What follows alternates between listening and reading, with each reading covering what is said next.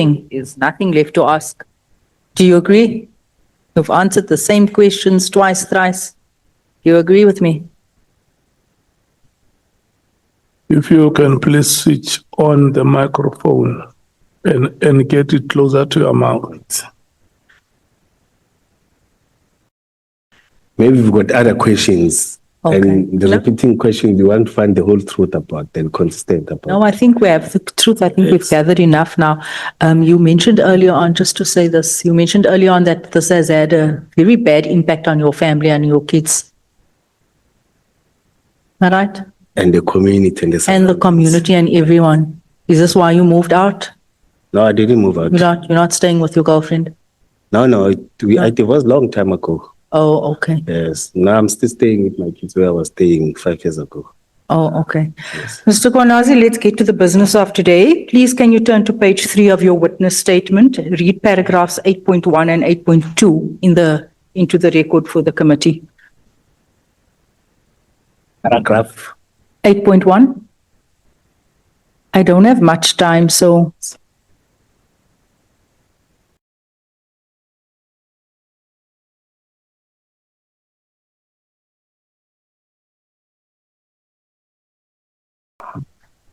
Can you read 8.1? Yes. Understand from, sorry, any related claim regarding corruption, financial or otherwise. Please speak into the mic. Let me do like this.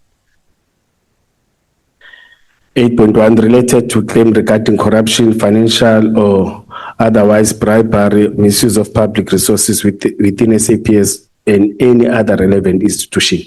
Okay, 8.2. Evaluating the extent of misconduct, unethical behavior, members of SAPS and any other relevant individual or institutions. Okay, that's why we're here today. Yes. Okay. I looked at your CV and you served in law enforcement for almost 2 decades, correct?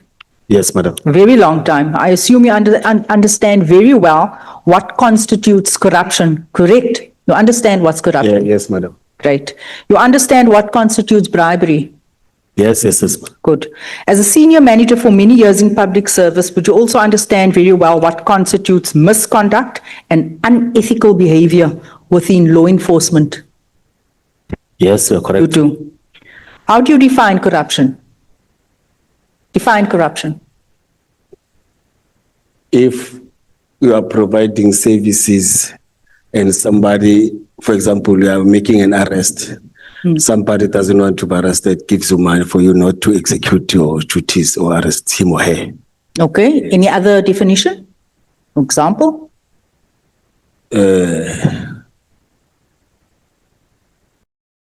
Taking money from a service provider that is supposed to provide services. Taking money from a service provider, yes. That's corruption. Okay. Yes. Unethical conduct? Can you describe what that means? Define it. To behave in an unacceptable manner. In an unacceptable manner, yes. That compromises the state. Am I right? Institution, yes. The institution, yes. Okay. As a senior law enforcement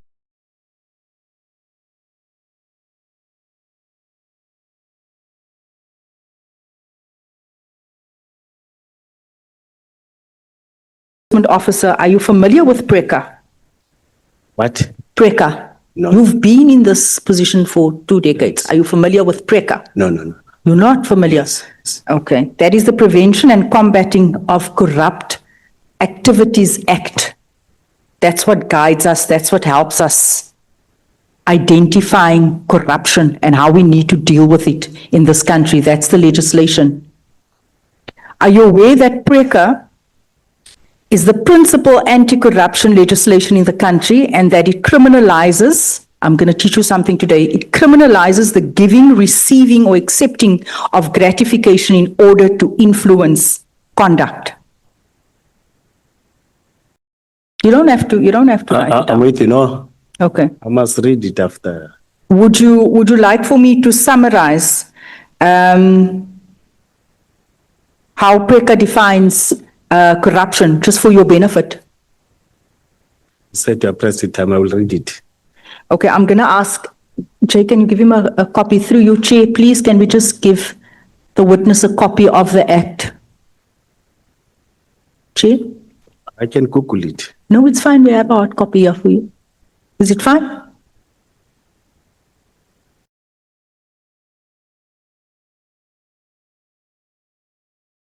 Okay. If you can turn with me, I think it's page 3. I'm going to read there.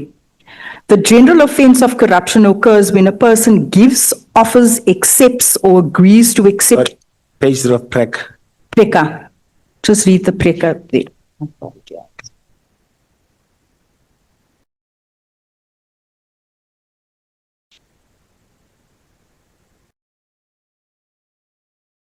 I think it's under point 3, part 2.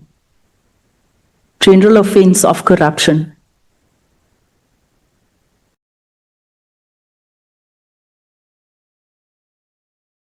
It's highlighted in green. One you highlighted.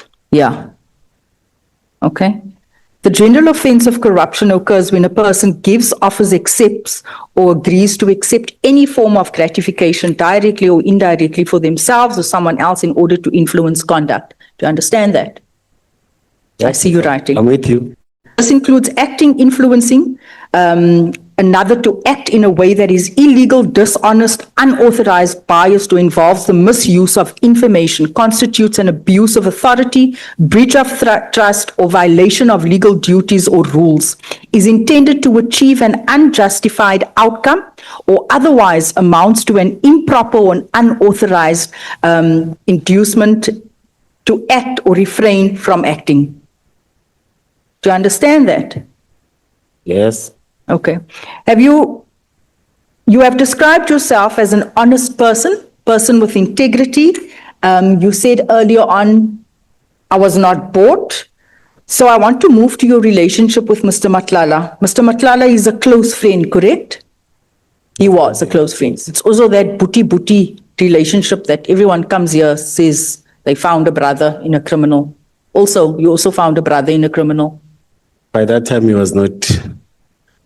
Yeah, but everyone found brothers in Kat Matlala, or yesterday Mr. McBride also found a brother in Jackie Salebi. So he was a brother to you? Before all these things. Before all these things? And as I've explained that, 2020, 2021, 2022, there was no involvement in all these things. Noises, no. Nothing. Yes, despite being in that position for over 24 years, you didn't find anything, you didn't check to profile him, nothing. No, as I've said, that the profiling raised the issue of shoplifting. Excuse me? As I've said, in fact, you even raised it to him when you were with him. He said to you, it was the issue of shoplifting that we found. You see, any other things we didn't get. So it was okay to do business with someone who's shoplifting? No, long ago. Just that was still young, growing. Growing up? Yes. There was nothing else, no other records? No, I didn't have. No, I didn't have. Remember, Did you profile him? Remember, I can't enter to SAPS. We don't have those systems. But you can request. It takes time. It doesn't do that. You need permission to do that. So you just trusted him blindly? No. And the business that they had, they were registered business doing very well, like your Medicare and CAT VIP security that time. I trusted. You trust everyone you meet? No, we are talking about Matlala. Yeah, specifically Mr. Matlala. No, not everyone. You didn't seem suspicious. You didn't know how else he makes his money, nothing. You didn't bother checking. No. There I didn't. I must be honest to you. Okay. When you were introducing Kat and Mike, did you formally, Mike van Wyk, did you not formally disclose this relationship as a potential conflict of interest? Now remember, Mike didn't say he wanted to provide services to me. He said he wanted to provide to the city and free out of charge, not to me, to the city. That's a service, whether it's free or not, that's why, that is providing a service. Yes. You need to disclose it. No, it was because it can impact the reputation of the city. Yes, but it was disclosed because he sent an informal email with all the details to the city of Ekurhuleni. He even went and presented to the city of. So him sending you an email is disclosing? No, he even went and presented to the senior management. Then where was your first meeting with Mr. van Wyk? It was in the city or on his premises? No. The business is within the city. In the city? It's in Boksburg, yes. No. Was it at his premises, business premises? or at the city's offices? No, business premises here in Boxback. Whose business premises? His. Mike, yes. Mike. Yes. So you meet this person? Clinic. Excuse me? It's a clinic. It's a clinic. Yes. So you go to him. Yes, yes, yes. He didn't even come to the city. No, no, no. The guys have said, let's go. Is that appropriate? Yeah, there was nothing wrong. He's not a service provider. I wanted to You wanted the freebies from him? No, no, Mike didn't give freebies. You are changing it now. No, I'm not changing. You said he gave freebies. From who? You said Mr. Mike van Wyk gave freebies. He gave free services to the city. Which paragraph?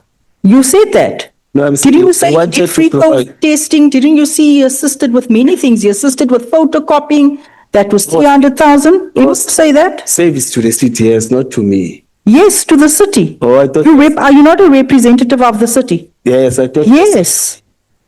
You represent the city. Yes, he wanted to do that. He wanted to give service to the city. I agree. Yeah, he was giving services because you even put a cost to those services. The cost. Yes, you said 300,000. Oh, yes. Yeah, oh. Yes, yes. Yeah, he was.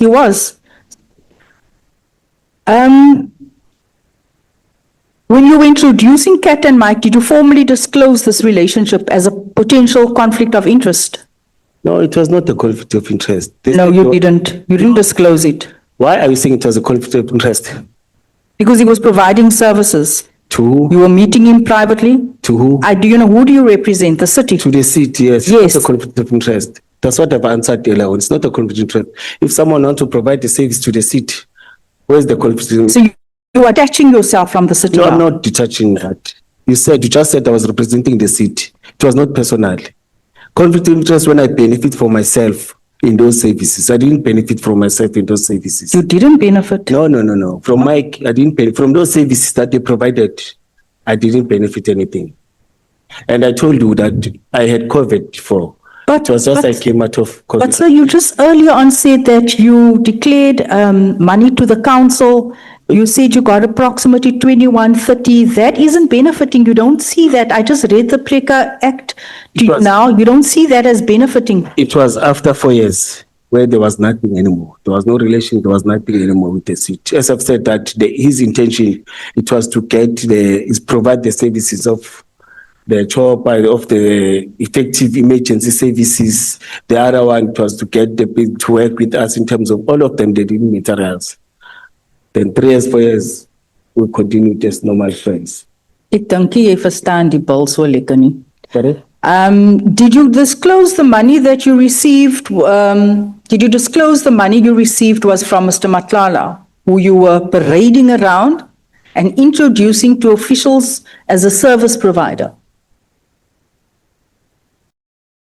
When you declared it, did you say who it's from? Your statement, I didn't parade Mr. Matlala. What do you mean you didn't parade him around? You were introducing him. Parading and introduce two different things. Parading is to go around taking, this is the what I come and meet. There are two different terms, madam. I can't agree with that. Okay, so you were introducing him to your seniors and connecting him. No, it was not connection. It wasn't connection. A planning for state of the city. But you initiated all of this. Yes. You opened the door, you rolled out the red carpet. Had it not been for that first meeting between yourself and Mike van Wyk, Kat Matlala wouldn't have found his fingers into the city. Am I correct? That you opened the door to all of this? You were the first one who engaged him. Not all of this. Let us correct it. He provided service once. The state of the city, it was nothing and nothing happened. You are talking as if he was providing service in different things. You opened the door to him. For state of the city. Yes, you opened the door. The fact remains you opened the door. For the state. You rolled out the red carpet for Mr. Matlala. And everything else followed.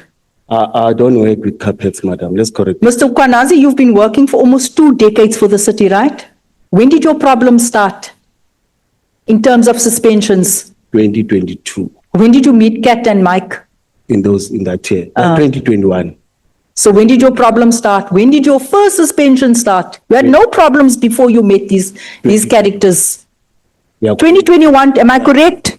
Your problem started with the two of them. No, not with Vusi Matla. With Mike, there was nothing. It started with Kat.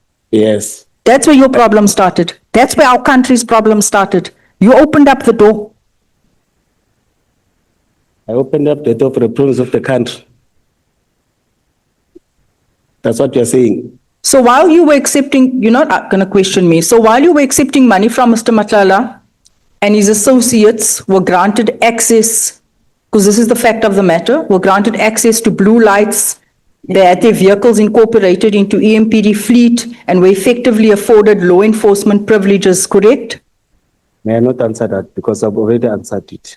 You're not going to answer it. I've answered it and you're part of it. Now we are changing the whole thing. If you want to believe it, I can't change. It's in your mind, it's in you. I can't. And I've tried to explain it many times, but I can tell you don't want to believe that.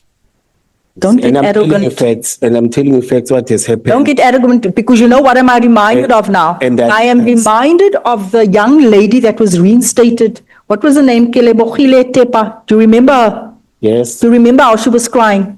Do you remember what she went through? Do you recall her testimony it's to lies. Madlanga? It's lies. Lies. I can prove it. I've submitted to my presenter. I've So submitted. she lied about being harassed, she lied about being victimized. UMkhwanazi, She lied under oath, I'm telling you. that time. She lied under oath. Yes, yes. And I can prove it. And I'm going to prove it. Thank you very much. No ways. Chair, No, if there is a mistake, it must be on your part. You can consult Honorable Top and Honorable Vessel. May we proceed, Honorable Sokanyile. It's not my own making. It's the chair. Thank you. Oh, thank you. You? Okay. Thank you very much, Chairperson. Sawubona ba, uMkhwanazi. You were honorable member. Looking at the nature of the relationship that you had with Mr. Matlala, how can you say the type of a relationship that you had with him? Was it professional or what? Let me start by saying I regret having it. I thought it was professional. Let me start by saying I regret it. I thought it was professional. It was about good intention and you see. But out of what has come in me, there in other things, my mindset and after engaging this house again and Madlanga, my mindset and the media and other things, you see.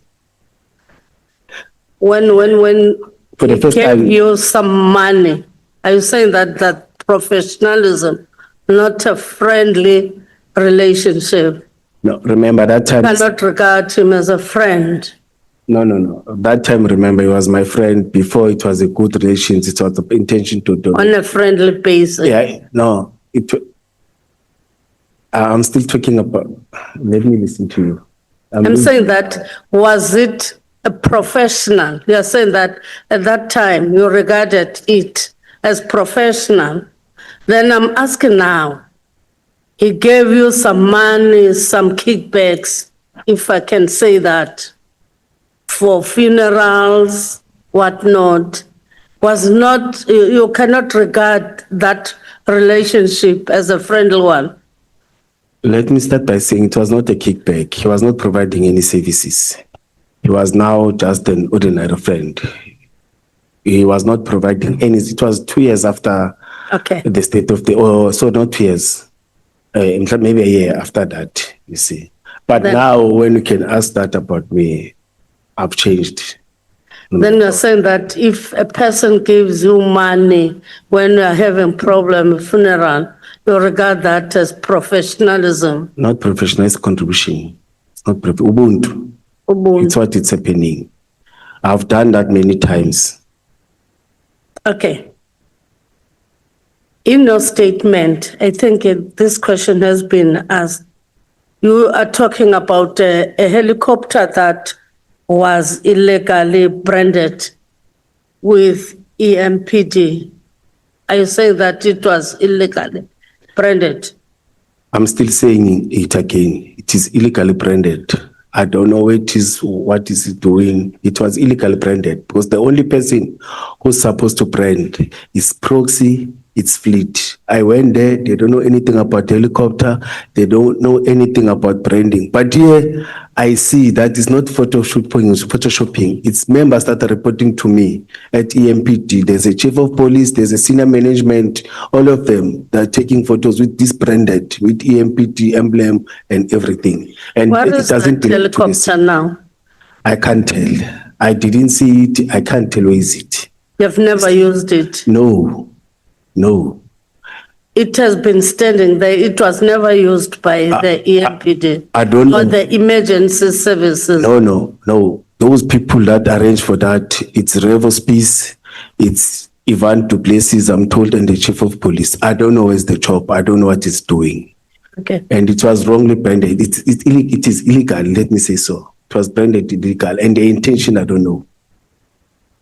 For the state of the city address, you were given a responsibility to oversee the security part of that state of the city address, as you were alluding to the fact that there was people whom you thought were going to disrupt that state of the city address. And now, to the donation of the cars by Mr. Matlala came during that era of the state of the city address? No, it was in October. No, it was before that. Let me say so. I'm not sure about the exact month. Because the state of the city address, it was on the 30th of April. Yes. 30th Then March. when did It was the donation came? 2021. Oh, Yes. 2021. Yes. Then during your security plan or the operational plan, you talked about the task force of Mr. Matlala, and we are saying that these are former policemen. Why didn't you talk with Lieutenant General uMkhwanazi about assisting with the task force if it wanted people who were from the task team of General uMkhwanazi? Because in your statement, you put it clearly that even your team wanted the people from the task team of Lieutenant General uMkhwanazi. Why didn't you talk on because you are on the same security force? Then why didn't you have an engagement with him instead of going to your friend, Mr. Matlala? Man, we needed members of VIP protection, not people who will provide task force. That's how we went to VUS, because his members, yes, they were trained by task force of SAPS, but now they are providing VIP protection. Secondly, when you want support, especially like this elite unit, don't talk to provinces. They're responsible direct, they're talking direct to the national commissioner. And it was a local thing. I thought we could manage with the support of those that I'm having. But we didn't want task force off because the threat didn't need people to come up with rifle and shoot and everything. No. They only respond in serious crimes. Illicit, as we see in media. According to a statement, you're saying that your people wanted the people who were formerly from Lieutenant General uMkhwanazi's task team. No, not Lieutenant General uMkhwanazi, who were from the task force that General uMkhwanazi was responsible, but now they've resigned. Now What doing is written VIP. here? But No, they're giving VIP protection now, not task force members. It's For- better you remove that. Okay, thank you. Because it will seem as if you wanted the people from there. Now they have resigned, you want to use them. They're in Mr. Matlala. Oh, thank you. I will change that.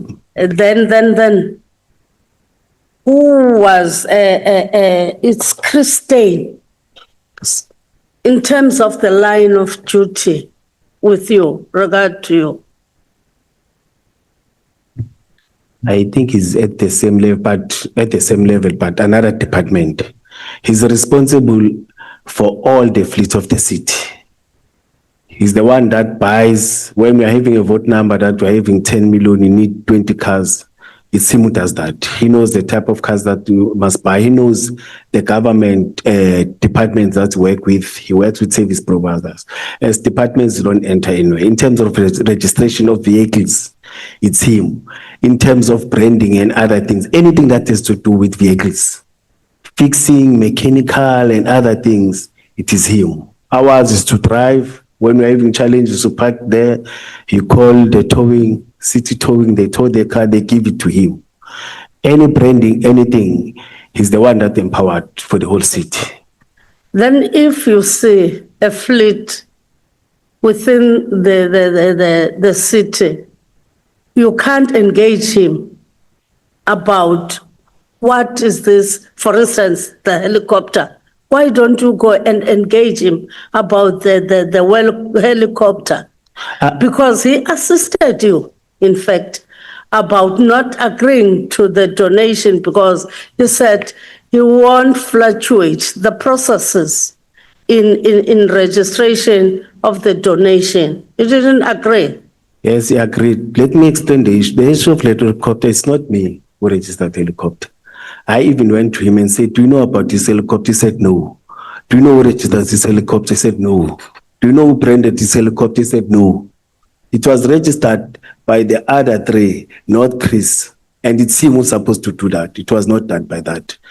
And again, buying an helicopter also having challenges of other serious things. Of Then you didn't even bring it to the attention of the municipal manager. No, I did. And This what was- did you do? No, there's a Or process did now. he do? No, there's a process. I'm saying that there's a case now. There's a process that is taking place. It's part of the evidence. Like I'm doing, it's part of the evidence that we'll be talking to as the disciplinary procedure is continuing. I submitted all the Okay. documents. Will you agree with me when I'm saying to you that Christine did assist you in not agreeing to authorize this donation? And- That you will agree with me? That's all. 100%. 100%. Oh, yeah, agree. Yes, I agree. Because you nearly put yourself in danger. The excitement of getting vehicles was going to do that. I agree with 100%. But nonetheless, you are in a DC processes, not so? They're suspended Yes. now. For what? For branding the vehicles, for putting blue lights, Vehicles now. the same vehicles. Remember, it started 2003.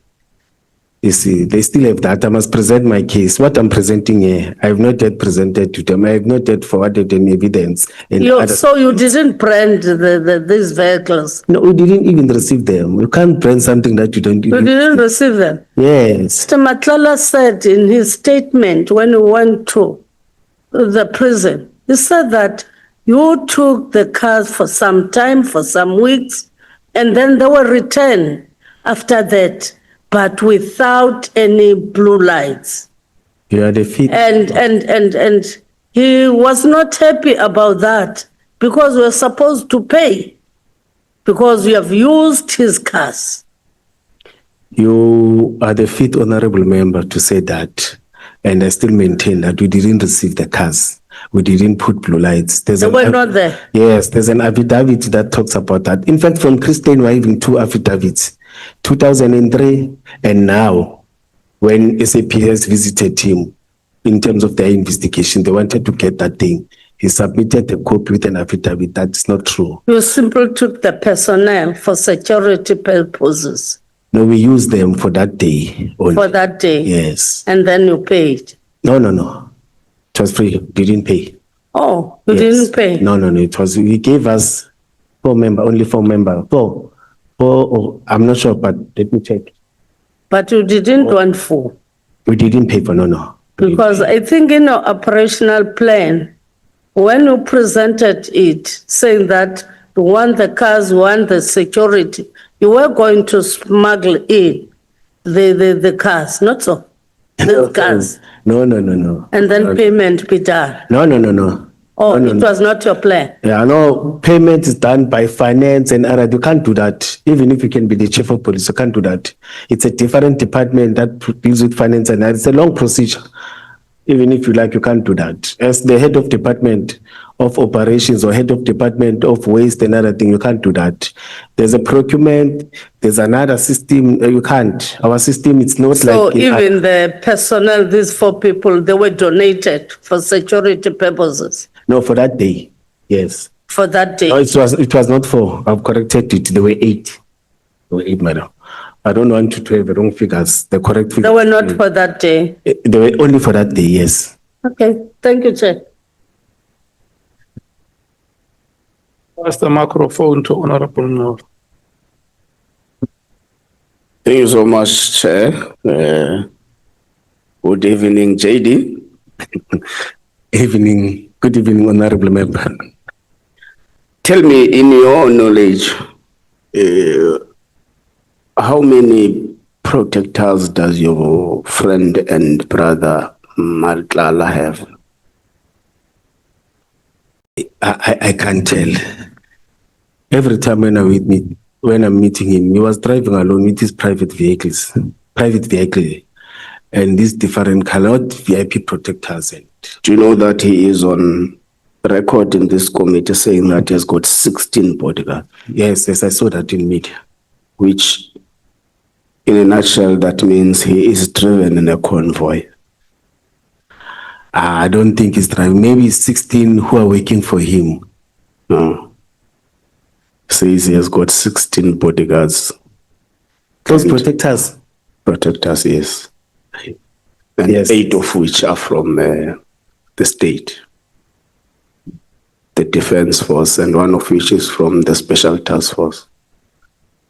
Yes, I know that my members told me that some of them are coming from defense. So he is donated, or there was an intention to donate 5 cars to, 4 cars. Yes. To Egu ruling. Ruling, yes.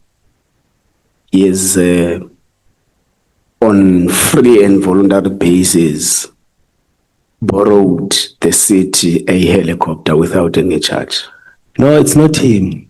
So I don't know who donated. It's not Vusi. I don't know who did they communicate with. You see, because when I was suspended, I was still checking who are these people who branded this thing. It's not him. They did it with their own. They stole the idea of Mike, the idea of us, but they did it with their own people, a certain company and everything. But I think we can track it because that helicopter is having a name and a certain number. With Vusi, it's a different story. It was 4 cars, not a chopper. no, Yes. no. Check your page 99 of your bundle of your bundles. The letter from Ket Ziyamkhalela, paragraph 4 of the letter says, in addition to the donation, Ket VIP intends to lend the EMPD a helicopter to fly for a maximum of 2 hours per month, which will aid them to gain an aerial view of the city during their operations. There you are correct. I'm saying it's not him who donated. They stole the idea and did it with someone else. Yeah, but the point is he availed his helicopter for the usage of the city free of charge. It means he is the one who would fuel the helicopter. Yes, you are correct. On behalf of the city. You are correct. Then you want us and the people of South Africa to believe that with given this, Ket came to you on several bases to ask for 1,000 rand for petrol. Oh, the issue of that, it happened after this has failed, after these things have failed. Let's have said that it was 2 years after. No, but the point is, this CAT is ready to donate you material. CAT is driven in a convoy. CAT is availing a helicopter for the usage of the city, to fuel the helicopter, to fly in the aerial view of the city for 2 hours a month. And you want us and the people of South Africa to believe that CAT regularly came to you to ask for 1,000 rand for a petrol. Honorable, Given this background I've just given you. Honorable Member, I didn't say regularly. But we're not- it was not once. That's what you said. No, in terms of, well, not every day, but I did not say every day. but Regularly does not mean every day. It can be in each and every 3 months. no, not like that. No, he didn't do that. He didn't do that. I'll be lying. I can't take advantage of that because it's not there. I must lie about him. No. No, I'm saying the question is, you want this parliament and the people of South Africa, given this which is contained in your statement and the letter from CAT VIP of donations, including the helicopter, and is the one who's going to fuel the helicopter for the usage of the city.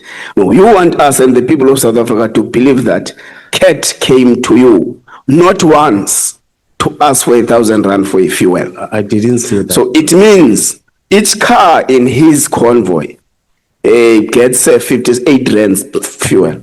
Is that what you are saying? I didn't say that. Do you want to apologize to the people of South Africa for misleading them? No, I didn't say that, Honorable. Okay, can you give you an opportunity for 1 minute to apologize for the people of South Africa for misleading their parliament? Maybe if I've said regularly, I apologize for that. But you once asked, I know it was difficult for Do you you. apologize for misleading the people of South Africa and their parliament? Let me say regularly, I apologize. Let's move. You say to Honorable Nduli, CAT is your friend and your brother. You confirm with Honorable Nduli. This is in collaboration with what is contained in paragraph 48 of your statement, that he is your brother. But comes Honorable Breitenbach asking the same question. You say no, he is no longer your friend. You even make an example that even those who grow up together do not become friends forever at some times. Isn't that confusing? As I've clarified, there was a communication breakdown from 2023 up until his arrest. Maybe we'll talk once. No friends, they talk, but that time we even phone calls, we're no longer talking. There was a gap. Mr. uMkhwanazi, There was no friendship. you wrote this statement in December 2025. Can I read it so that you can understand? I've said, Read what? I'm not talking about what you wrote. Oh, I'm talking about what we have told Honorable Nduli and compare it with what you have told Honorable Breitenbach. When did evidence leaders consult you to write the statement? yesterday. Yesterday? Yes. Okay. I'm saying It means you wrote the statement, signed on it. Atala is in prison. I said, No. Do you agree that yes, you yes. signed off the Yes, statement yes. whilst Mr. Matala is in prison? You are correct. Now, you say to Honorable Breitenbach, he is no longer your friend. He was your friend, but because of the arrest, he is actually there's a communication breakdown. You even make an example that even those who grow up together do not become friends forever. Not after his arrest. As I've said that from 2023 till now, there was a communication breakdown. We're no longer communicating. We will communicate once. It's not to say we fight, not to say he's not a friend, not to say what to say, but now there's a gap. We're no longer communicating. No friends, they communicate time to time like this, but there was a gap. No.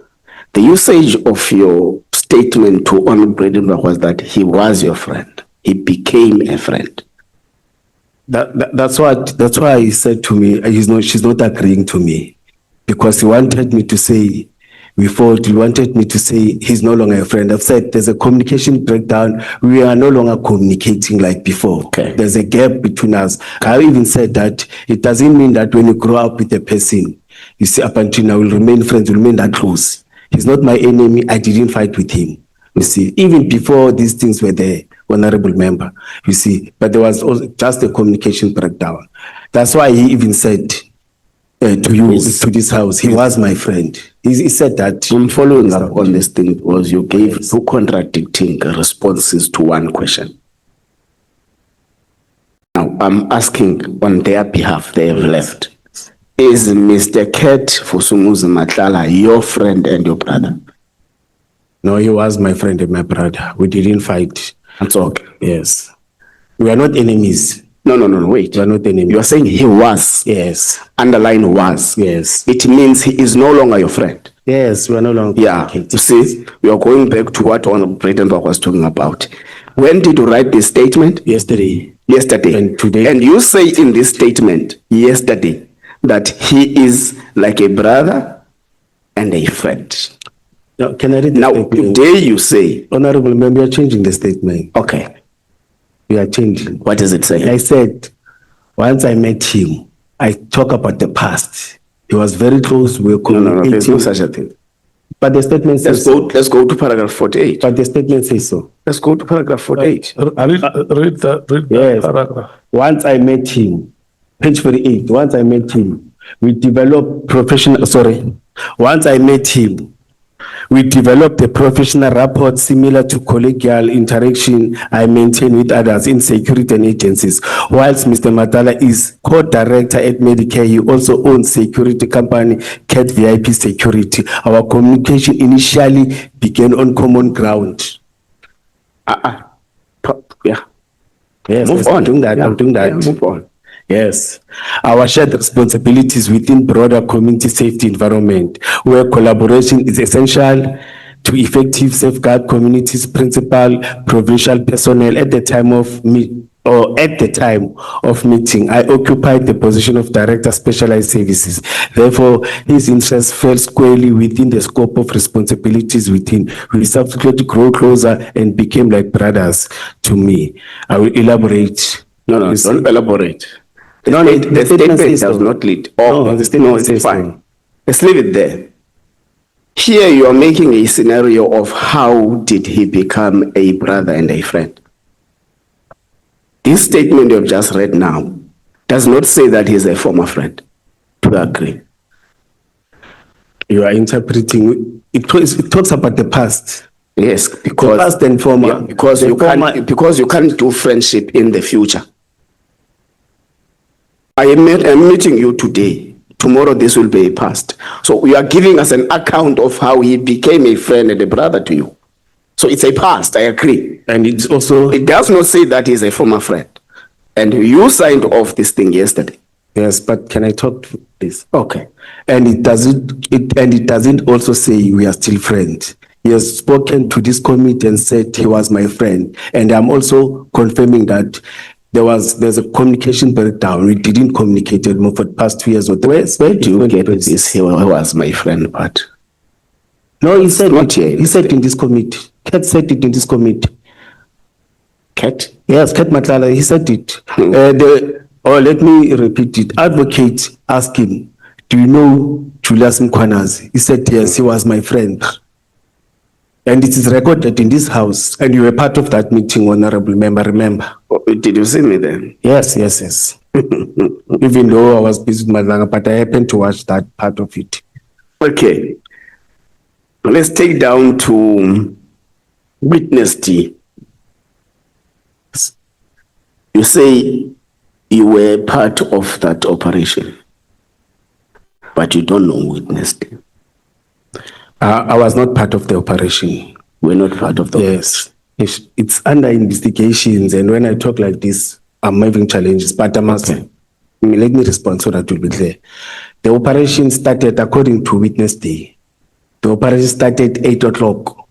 I was called the early hours of the morning, around 2:02, to respond to the success when I was called by Yako, I forgot the surname. I was not part of the operation. The operation started 8 p.m., 2000, let me say 2000 hours. I only arrived there for 5 minutes. Then because the operation was there. In fact, But did you go to the crime scene? Yes, I went there. Did you go before or after the fact? I don't know about the fact. I don't know before, I don't know. You don't know what happened in Yes. the days you were there. Yes, I was standing outside and it's under investigations and but I was not part of the operation, let me say so, Honorable. What were you doing there? I was called for the success. You see, that's how I responded. I always respond to successes when my members call me. But to say what success is, Commissioner, like achieving fire, like when you arrest firearms, discovering of goods, many things. When it means you receive a report after an operation. No, You have successfully executed the operation. I'm not a police officer. Yeah, I'm worried when I'm responding. It's under investigation. Please, may I not? You'll get the report from officers. Well, that's fine. Because it's sensitive to me and it's gave me bad publicity that I made that. Yeah, but also if you confirm to be there to receive a success, however you put it, it is, I don't know. And these things happened there. You're supposed to be aware of that. No one informed me about that. I was only informed by IPT when they say, hey, there's these allegations. But in his statement, I've said it. He even said, sorry to point the finger, in his statement, he even said, I don't know that person, or I don't know Mr. uMkhwanazi. He called me Superintendent uMkhwanazi. I don't know Superintendent uMkhwanazi. Superintendent uMkhwanazi never spoke to me. You see, the person who spoke to Superintendent uMkhwanazi spoke to me. He said, you see, and they ask him again, when we read that thing, that statement, can you point? He said, I don't know him. You see, they've asked me, I don't know that person. No, let's leave. Okay, thank you. Let's leave that, knowing that. But is it your evidence that you were in the alleged crime scene, but you're not aware of a person being investigated who got killed there and an instruction being given for the corpse to be disposed of? Yes, that's what I'm saying. You are not aware? Yes, there's nothing like that. There's no communication to me. Okay, except CAT VIP, which other security companies do you work with?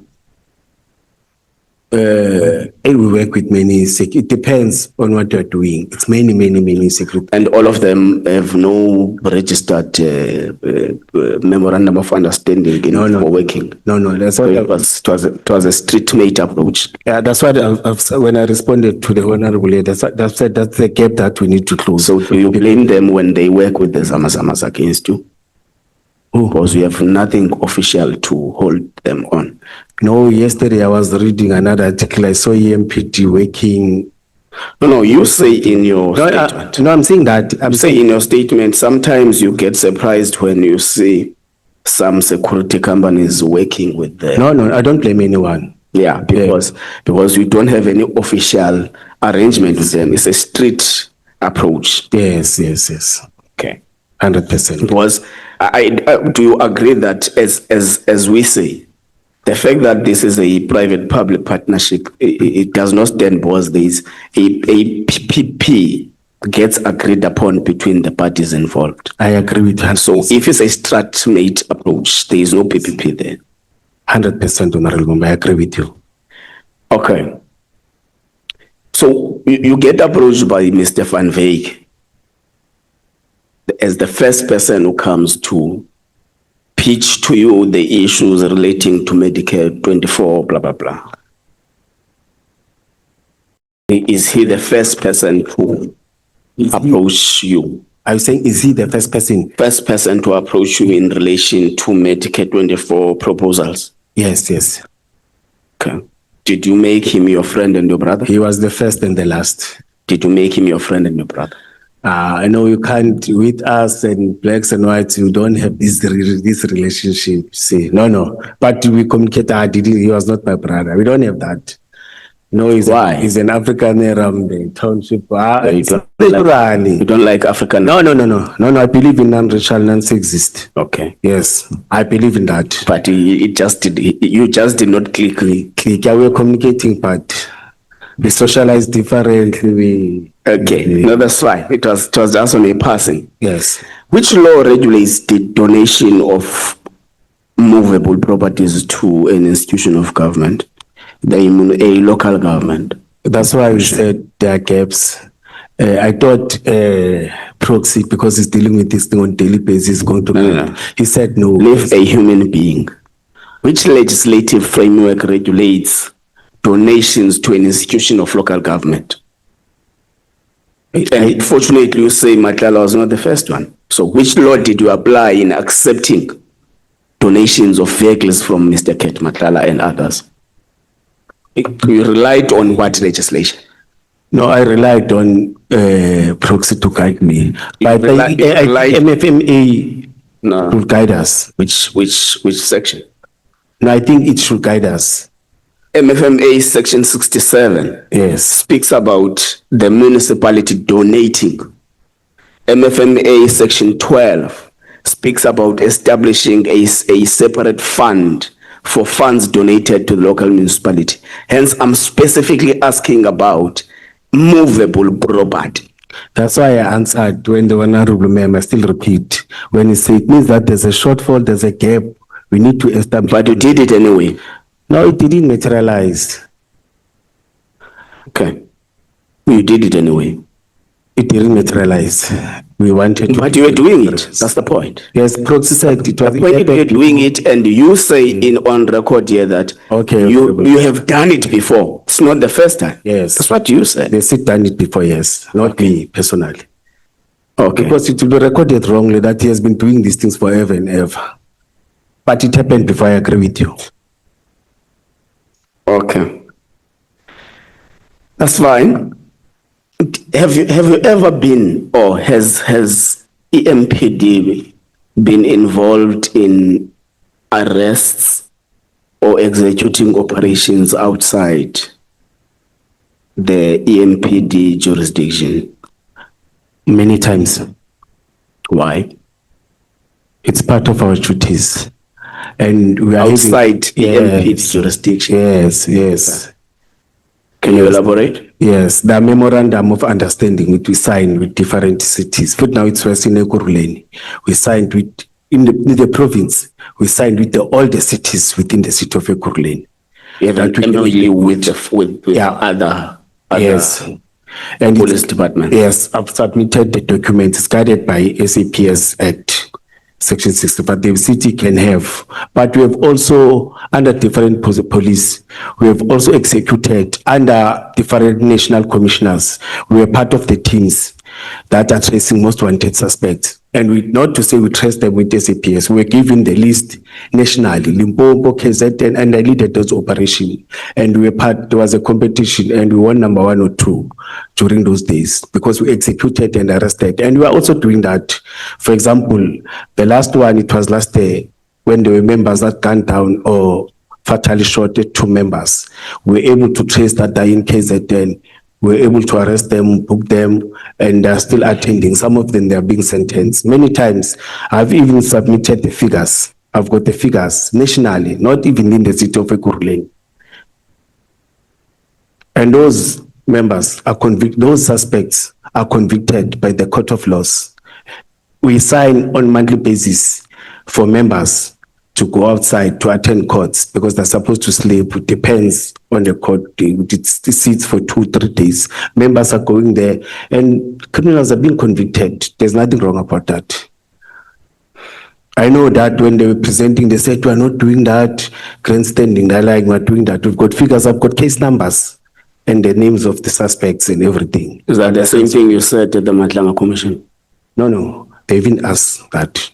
But it's in your statement in the Matlanga Commission? Yeah, it's part of it. That's why it's part of my evidence. But we haven't arrived on okay, because you are still going there. Yes. That's fine then. Yes.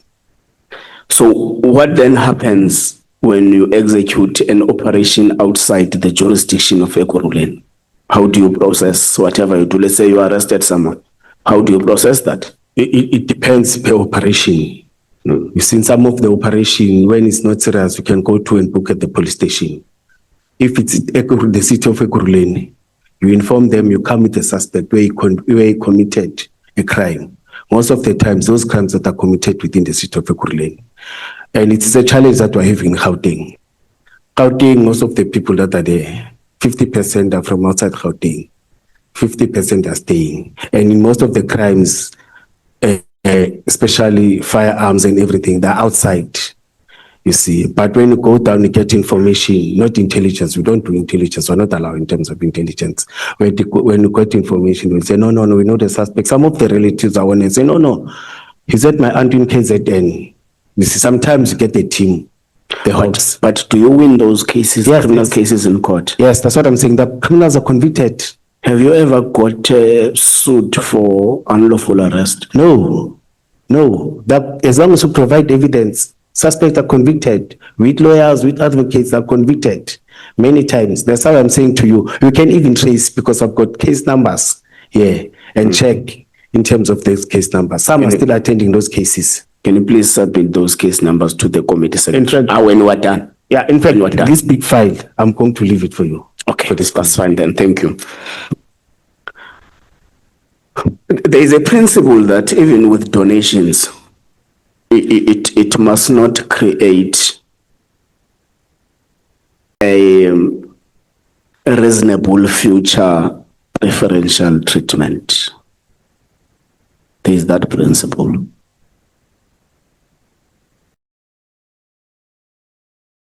So, do you think Mr. Matlala has got business interest in Ekurhuleni? As I've said, that clinics are not part of us. What? Clinics are not part of us. They are the mandate of the province. It doesn't have that. No, but Mr. Matlala, that we know you ran an operation to safeguard the mayor against what you call disruption of the city. No. So it means Mr. Matlala is not only operating in clinics. No, in that one, VIP, I've clarified that our VIP is in But the question is, Commissioner uMkhwanazi, do you think Mr. Ket Matlala has business interest? Like it's normal, any businessman. Do you think so? No. He doesn't have, he's the only business person in the world who has no business interests. Now, the service that he wants, it's not the one that he can get from us. Which is which? The VIP protection and working with clinics. No, it's not. No, VIP protection, but we're insourcing, we're using our own members. But you gave him a voluntary job. Yeah, but it was not a business. So he didn't gain anything there. No, it is a business to him. To him, it's a business because he's able to pilot his work for everyone to see. So to him, it's a business. Yes. It's not a church. Yes, you are correct. Yeah. So I'm asking again, do you think that Mr. Ket does not have business interests? No. In relation to what he's doing? No. He's the only businessman in the world who has no business interests. There are many business people who don't want to work with government or local government. I think government doesn't pay. Government, it's paying. But there are many business people. But Ket has been working for government. 95% of his work, including the health part and the security part. Okay, let's leave it. You are running away. No, I'm going to research that. No, because the problem is that, the reason I'm asking is, Ket comes, offer services, donate to the municipality. Yes. And the principle says, as long as there is no supposedly some future preferential treatment, and one would be worried if you issue out a bidder and they have to compete with Ket, who has already had this kind of relationship with the municipality. So a normal business person would actually get irritated because the actual reasonable expectation will be that because Ket did this for the municipality and therefore is going to get a priority in this bid. I'm making an example. So that's the issue I'm trying to raise with you. You continue to say there were cars that were donated by Sintel. That's Sintel. But you make sentiments that they've hidden them, blah, blah, blah, blah. Who is they? Thank you, Honorable Member. I've mentioned that the project manager of Sintel, it's former Deputy Chief of Police of Ekurhuleni, Rivers Peace. And he's a project manager. He's the one that was running project with Sintel.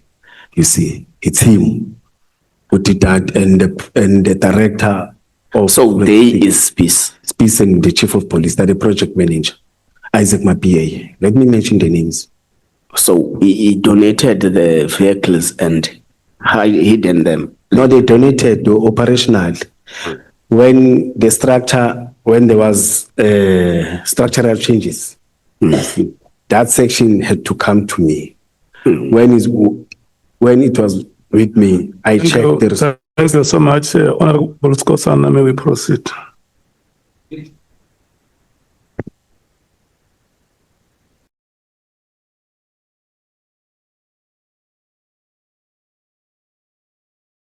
Yeah, SC funa uyibona le ndoda. Donga Mwelase, Sontuli, Somkhele, Mayanda. Ezakho lezo msibaba. I salute. Sithokoza.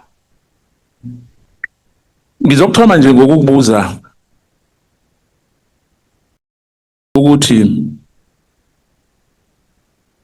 umlingano wami ubuze ngendaba le page 45 or 444 if I remember.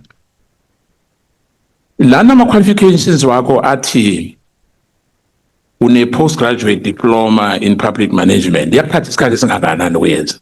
Page 44. Is 45.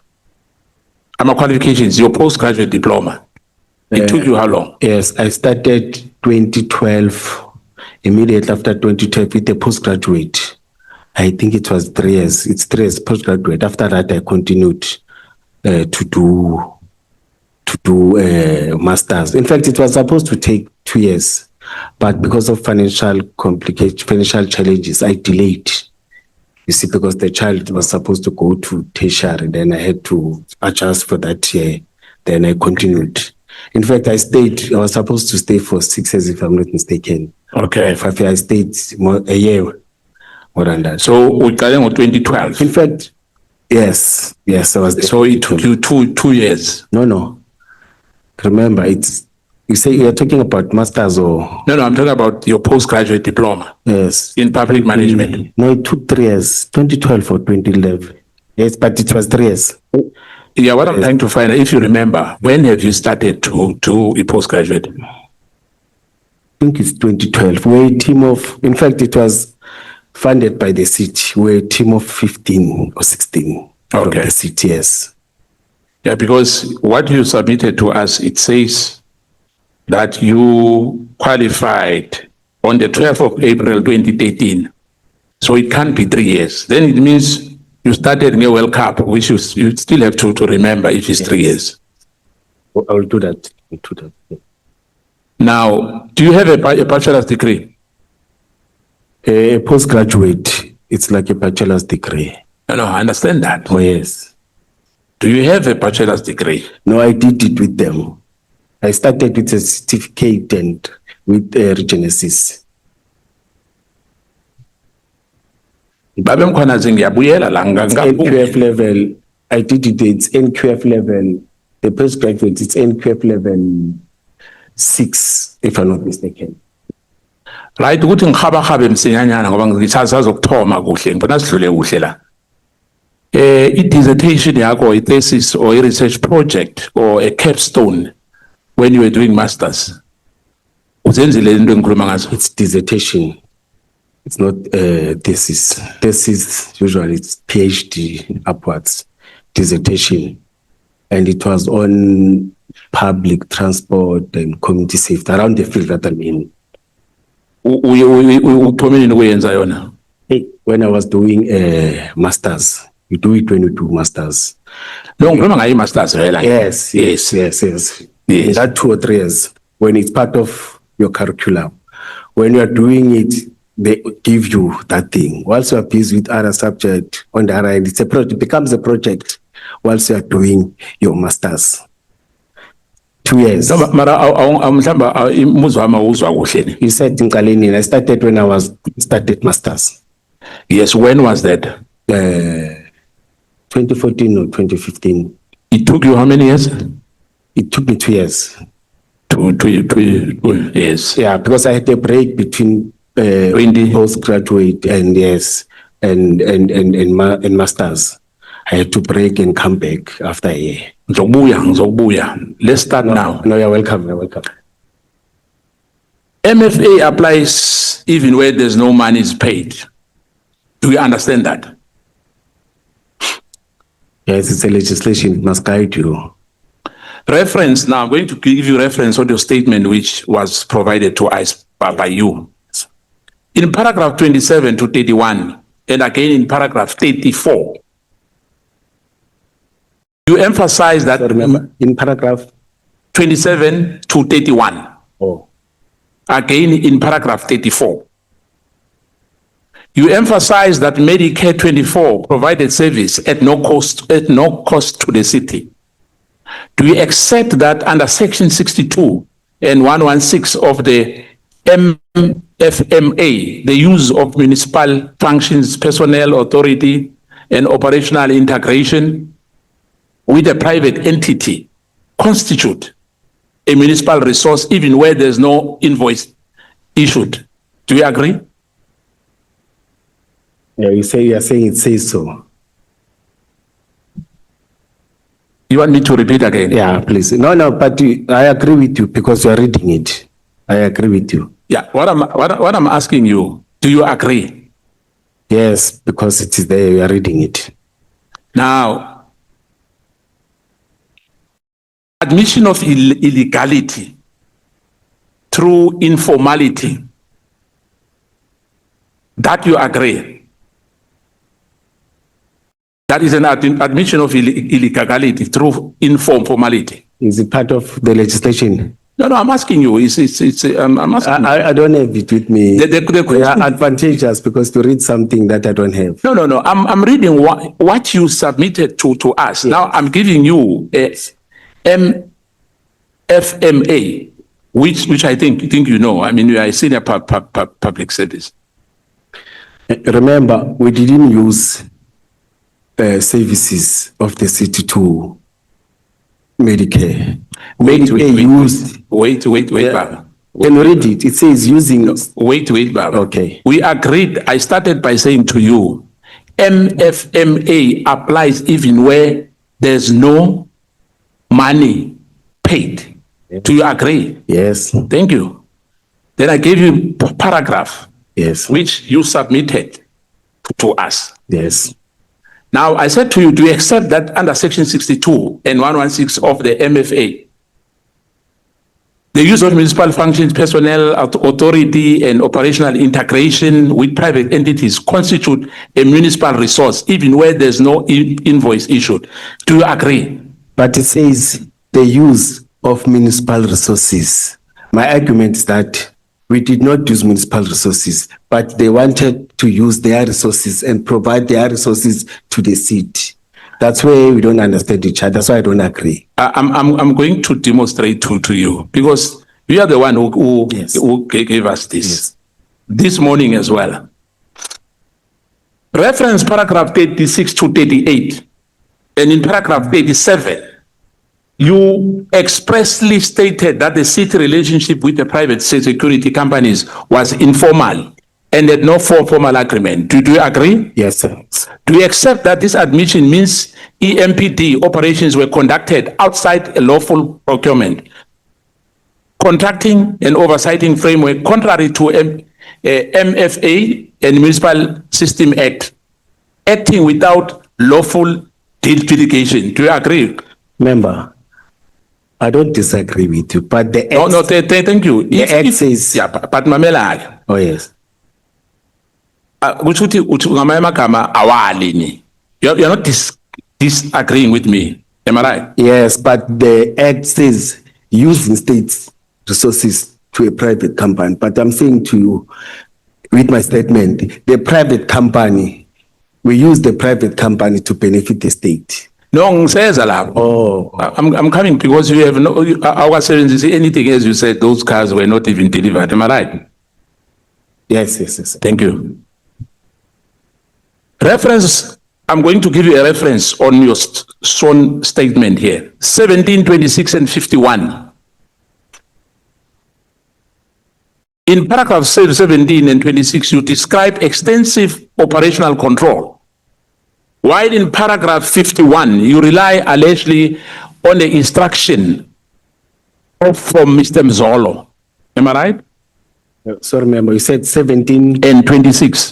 1726. Yeah, you described to us extensively about the operational control, whilst in paragraph 51, you rely on an alleged instruction from Mr. Mzolo. Do you still remember that? The to-do list.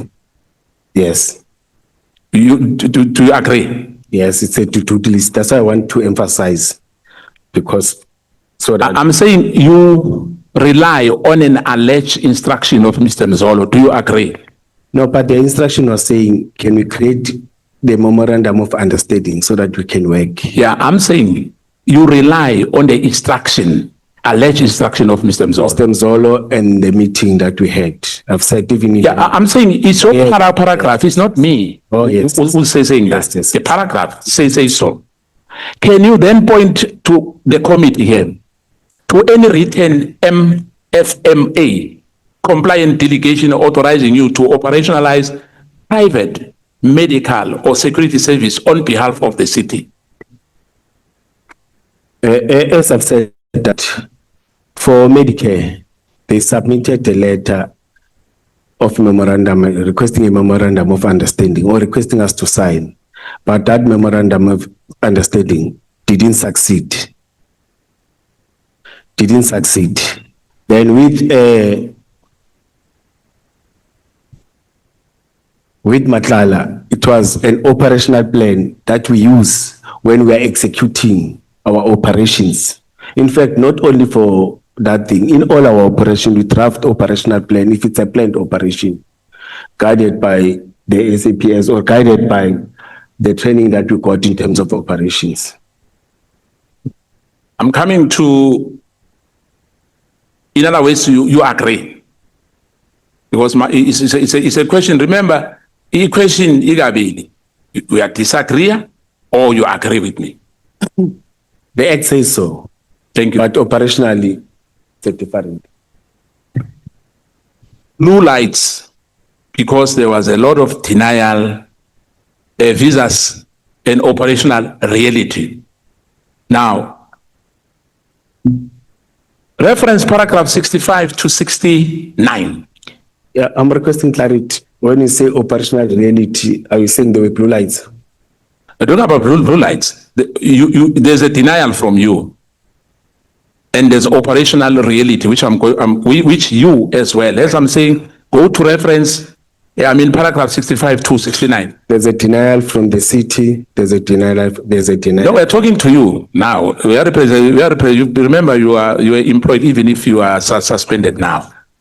We can't separate you from the city because you are a deputy commissioner, am I right? Oh, I agree on that. Thank you. You said page? 65 to 69. In paragraph 65, you deny authorizing a blue light.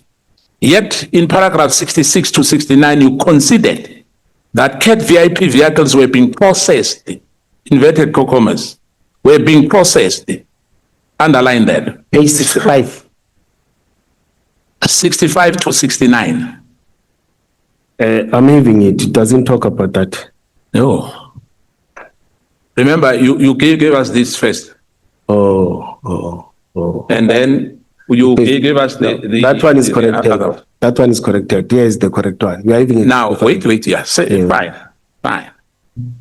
So yeah, I've got good both. So I'm saying this one, which okay, let me just rephrase my question. I must disown this one now, completely. Yes, because in the morning we corrected those ones. In the morning we worked on this one. It was 66, 65, 69. Yes. So this document was false. No, we corrected it. Remember, it's No, I understand that. remember it's two advocate. They consult to advocate. We spoke the whole night. I said, let's correct this, because when she's typing, I'm not there. My advocate, when she's typing, or my attorney, then up until we corrected it, this is the correct one that we signed this morning. That one is no longer there, because I can't have two affidavits to you. I must have one affidavit. I'm saying, Because I've read this thing the whole night, eh? oh, humble apologies. And Apologies. anyway, it doesn't matter. It doesn't matter. The CAT VIP vehicles, as you said, they were supposed to be processed anyway. Am I right? Yes. Now, In fact, no, it's fine. oh, yes. Let me say so, yes. They were supposed to be processed. Do you accept that allowing those vehicles to operate before lawful registration created an unlawful impersonation of a state authority, whether or not you personally sign an approval, whether or not you sign a personal approval? Remember, proxy was saying it's part of the process. Immediately after signing them of the donation, Yes. then we'll get them. You see, Yes. it is part of the process. That's how they will do. That's how they are doing things when they're getting donation. It's part of the process, and it's something that is outside my jurisdiction, outside my powers. It's how they do it in the fleet or as a proxy is doing it. You stated as well that vehicles were still being processed as donation, am I right? Yeah, correct. Why then were those vehicles already operational, contrary to MFMA asset management? They were not operational. They were still standing where you said they were standing. Yes, they were not operational. So they never moved at all.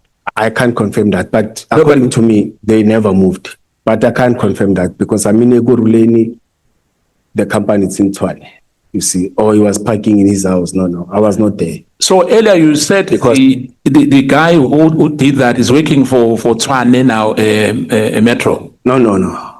For which cars? No, what I'm saying We are is, talking about two cars now.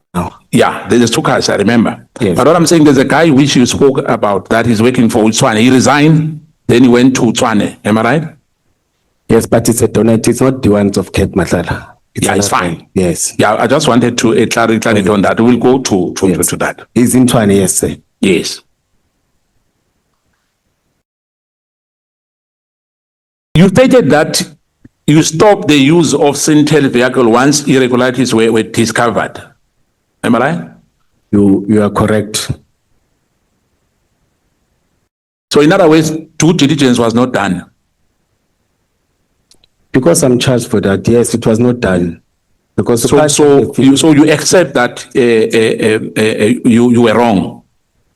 for taking a decision for Yes. them to park.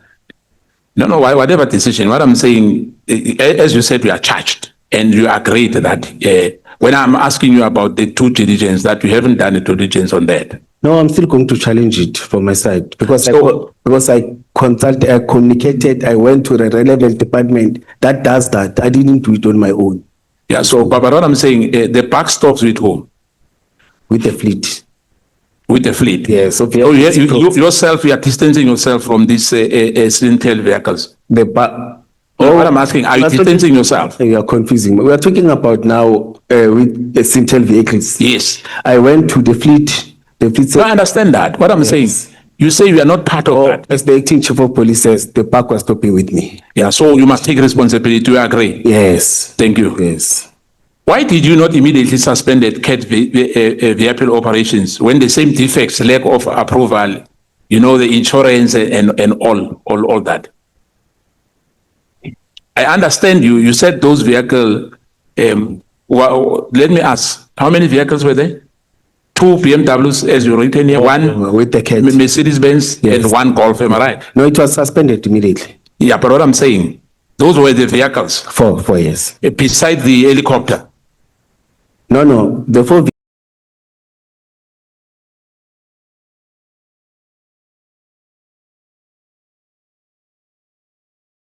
Am I right? Yeah, you are correct. Yes. And the way it's branded, I'm not sure whether, because it's you who gave us this. It was somewhere in the Emperor's Palace, the helicopter, whether it's futuristic or, I'm not sure.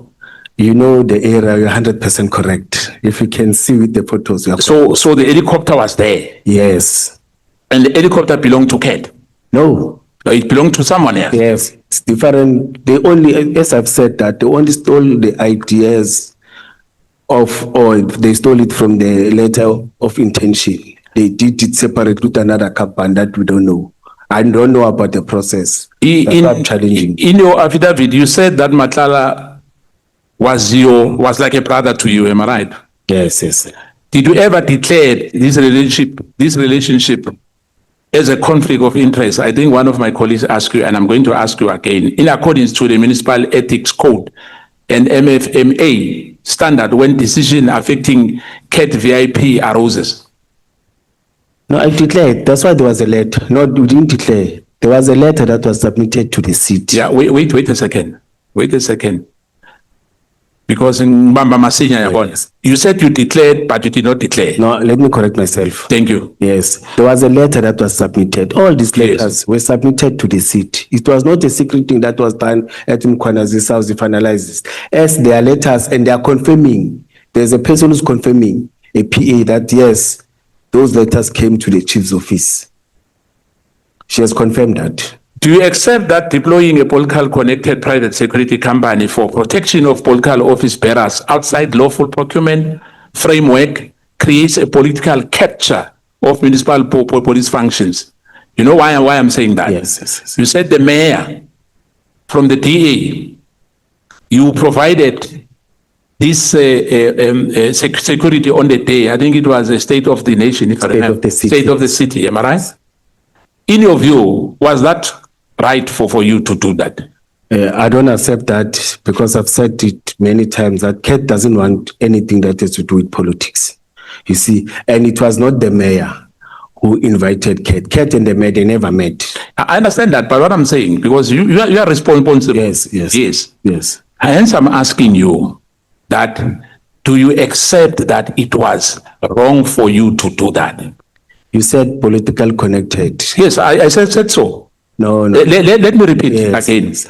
Do you accept that deploying a political connected private security company for a protection of a political bearers outside lawful procurement framework creates a political capture of municipal police functions? By doing that, sending a private company, as you know, you've got the capacity as a municipality to look after your mayor. The company is not political connected. That's corrected. There were no politics there. It was operationally. There's nothing that mixes CAT with politics. In my statement, and when you check, and I've said it many times that even in our discussion, the man doesn't even include himself with politics and anything. He's not aligned to. So the issue of Begitele, it does not exist. I don't know about that. No, you said that CAT that does not mix with No, politics. it doesn't discuss politics. Yeah, I'm saying to you. It's business. Yeah, I'm saying to you, it's you who said so. Yes, you are correct. You know the issue of Begitele and CAT Matlala. No. You never heard of it. No, I heard of it. When we visited there, you never heard of that. The issue of a black Yes. wool wet Yes, bag. No, I heard about that. It was on a second, but first day I was. So let's not say that he's not involved in politics. Say between yourself and him. Yes, I'll understand that. Oh, yes. Let me see. Thank you. Now, because of time, I'm looking at the time there. I've got 7 minutes or so. Now, why did you continue to integrate the private security companies into APMD operations without vetting framework? I think that question you've been asked. I'm just want to emphasize that. SAPS clearance or council approved risk as assessment. Was that done? Maybe it was done. No. I've said that's what our oversight. We went to the company, we checked, the company is registered. Yeah, no, I understand that. Yes, yes. But in terms of vetting, to get a clearance or an approved risk management from the council itself, that was not done. Remember, vetting is done by SSA. Yes, it's true. We don't have that mandate. Yeah, so I understand that. I'm not saying you should have done that, but I'm saying you must do that. Yes, you are correct. But that was not done. You are correct. So it was an oversight Yes, from you. you are correct. So you accept that. You are correct. 100%. You repeatedly rely on superior officers, systematic failures and resource constraint, yet on your submission, you establish a long-standing senior command authority and public management qualifications. Am I right? You are correct. Do you accept that then, at minimum, your conduct constitute gross negligence in allowing unlawful, unregulated, and captured security arrangements to operate within EMPD? Honorable member, you are politicizing what is not politicized. No, I'm not politicizing. I'm just asking. I'm a If policeman. I'm wrong, I'm wrong. If you don't accept, you don't accept. I don't understand. Remember, we are not judging you. I think that I must make it very, very clear. We are probing. We want the truth.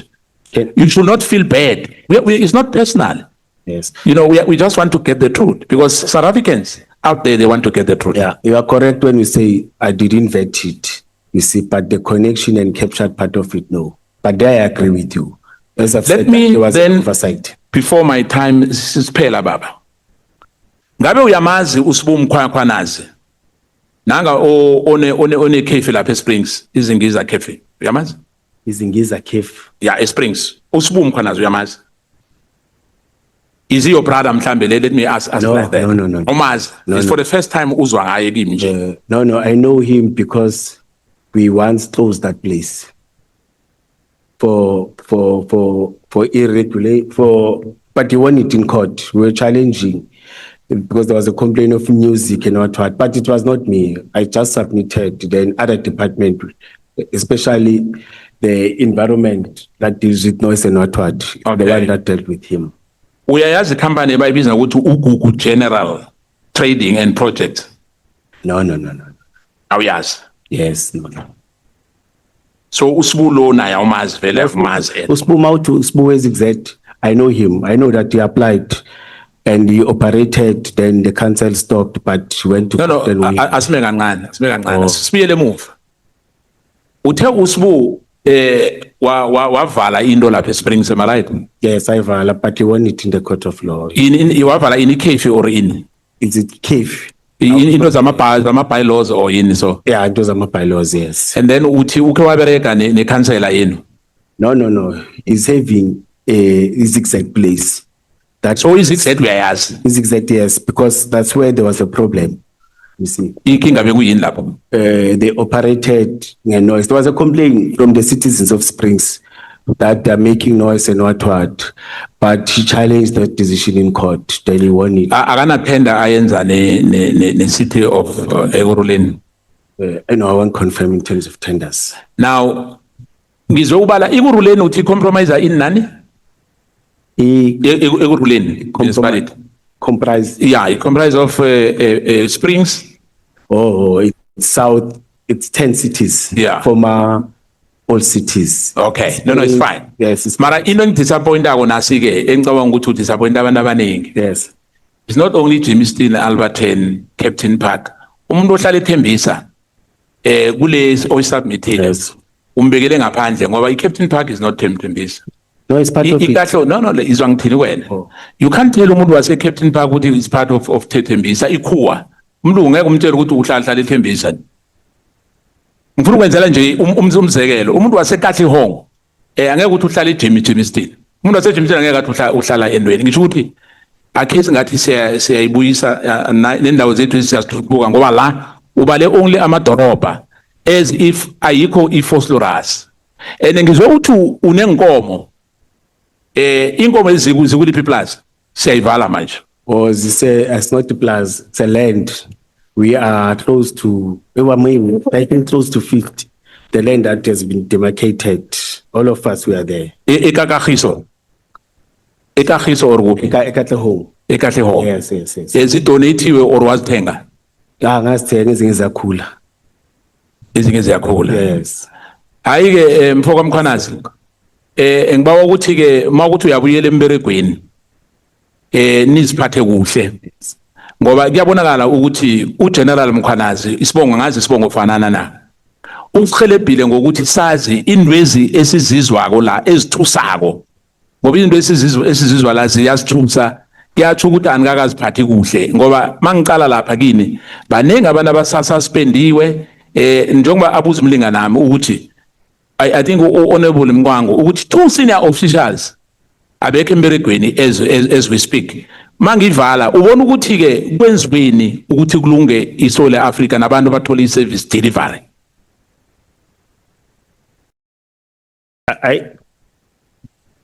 As I've said, now I'm focusing on this, but intervention is needed. It's very Ngiyathokoza. important in terms. Ngiyathokoza uthe seka masekenze njaya kusuke kubhalile ngiyathokoza che.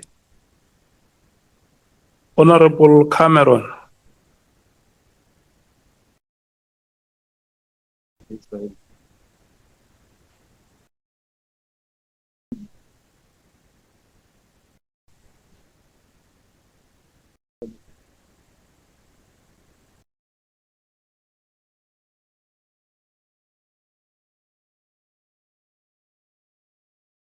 Thank you, Chair. Thank you, Mr. Mkhwanazi.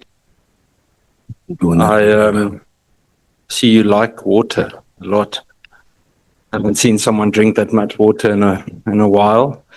Please leave us some. You are having backup. Water- I don't have backup. Water is life. Yes. Honorable Cameron. Yes. In fact, Honorable Chair, when you land in China, there are many billboards that are saying that water is life, water is life, water is life. Yeah, but it's like you took a lot of water at the commission. And I always does that, even at home. I drink a lot of water. I get this. And maybe it's the reason why Bonani put a peg closer. In fact, even now I'm shy. I wanted to take one, but No, he has them in store. He has bottles in store for you here. Chair, I'm just scared, Mr. Mkhwanazi. Let's supply him first. Just scared his hydration needs takes my time. no, I get this. Now you may continue. That's okay. Oh, yeah. No. We can proceed, Honorable Cameron. Thank you, Chair. Your time starts now. Thank you, Mr. Mkhwanazi. Yes. Mr. Mkhwanazi, I want to start first things first, just in terms of administration, or let's call it an administrative task. You spoke earlier about the chopper that you knew nothing about. What would you say if I said to you, I did my homework and that chopper was approved by council? It was only rented for 1 day. It was rented to appear for 1 day for 20 children as part of the 20th birthday celebration of Ekurhuleni Metro Police. And it was part of an initiative with Reach for a Dream to make children honorary Metro Police members for a day in those birthday celebrations. I won't agree with you. When you hire, you don't brand. Why do you brand with policing emblem? Because the person. No. Hire and rent is the same thing. Okay, yes. You can't rent and brand. You Of see. course you can. You put a sticker on. No, It's no, for you the can't- day. It's for the show. But you can't put police. Why not? sticker, Why? You see. Why? Because that chopper doesn't belong to police. So when Kat Matlala gave you vehicles, They were not branded. you wanted to use And them we for didn't- official and we duties. didn't receive. You use them for official duties. It was going to be donated and we were going to receive them for official. You're playing around here. No, I'm being honest. No, well, you're lying. The point No, is I'm not you're lying. lying. I went to the fleet. The fleet is the only. Mr. Mkhwanazi, The don't fleet is the backstab me. You're lying. You are lying. I've got the letter in front of me. I've got the letter from Reach for a Dream. I've got the council Who approval. branded it? Eh? Who branded it? The city of Ekurhuleni. Let's wait. Commissioner, let's do it like this. May you please look at Honorable Cameron, Commissioner Mkhwanazi. Honorable Cameron is a member of this committee that invited you here. So what will happen is that you will allow him to speak and then you respond. Thank you. Humble apologies. Chair, Mr. uMkhwanazi, why do you think you are before this ad hoc committee? In one sentence, For why do you think you've been asked to appear here? the allegations that I branded and I put blue lights in the vehicle. General uMkhwanazi, when he was presenting and when he was making his statement, he said that I use state resources, state monies to brand and put blue lights. I use my authority to do that. And you say you've never abused your authority, correct? No, no, no. So I want to refer back to one last administrative matter before we move on to the bigger issues that we have touched on slightly earlier today. I want to ask you about a lady called, I just want to zoom in so that I don't mess up the name. She was a candidate. Her name is Miss SFV Jokazi. Do you know her? Yes, 100%. He's working for it. She's working for the department. And you appointed her as a? I didn't appoint her. She went for interviews. The panel that was chaired by the Chief of Police, Isaac Mapieye, she passed the interviews. She was caught by me. She was caught by the chairperson. In fact, let me Thank you. explain the process. I've got the process. You don't need to Yes. explain to me. I understand the Yes. process. Yes. Something that's very helpful to us on this committee is that a large amount of members on this committee sit on the police portfolio committee. And I noticed from the report where you signed off recommending her appointment that you actually missed that she didn't have one of the most critical qualifications, namely a law enforcement certificate. You appointed her as a brigadier. All the candidates that were there. I don't want to hear about other candidates. Did she have all the qualifications or not? Yes or no? You are talking about but can I Did she have all the qualifications can I or not? leave it? Yes or no? There's a dispute that is taking place that I'm attending this week. Why is the dispute there? It's about that. Can I Exactly limit my myself for point. that? Yes. So the But point is you we're having appointed her without that. I went and checked the prerequisite. She doesn't have the law enforcement certificate. She came from licensing. She's a traffic member. She does not qualify as a Metro Police member. And I want to put it to you before I go into the other details, that this is why so many of the good police members feel demoralized, because people like you come into high positions and you appoint people without merit and you abuse your position. Her appointment was declined before you came in as the acting by who? commissioner. By who? There were 3 people that declined. Declined by who? You don't have to ask me. I don't No, need to it's explain not that true. to you. But the point is, I've got the report You are here. getting Here's the these things report that from you the wrote. agreed No, individual. Commissioner. They're giving that Here is the information. report that you wrote. Report on the qualifications of the recommended candidate for the Director of Fines Administration position of the EMPD. I'll send this to you, then it can make for easy evening reading for you. I'm going to move on to the murder scene. You spoke about Yaku Hanekom earlier, correct? You are correct. What do you think a OB but can I stands ask you- for? When you okay. speak of an OB number, what's an OB number? You are not allowing What's me. an OB number? But my problem with you are not allowing me to respond. You are telling me. No, you want to tell me stories. I asked for yes or no answers. You keep on talking about other things. You're going to waste my time, and unfortunately, you've done with it some of the other members, and I'm not going to But allow in all that. those things, the process What is does an OB number stand for? occurrence book. Thank you. When Yaku Hanekom phoned you, why did you not initiate any kind of an occurrence book process? No, usually when I respond, I don't do occurrence book. Occurrence book is for members that belongs to the precinct that are deployed by commanders. When they report on duty. Who says that? No,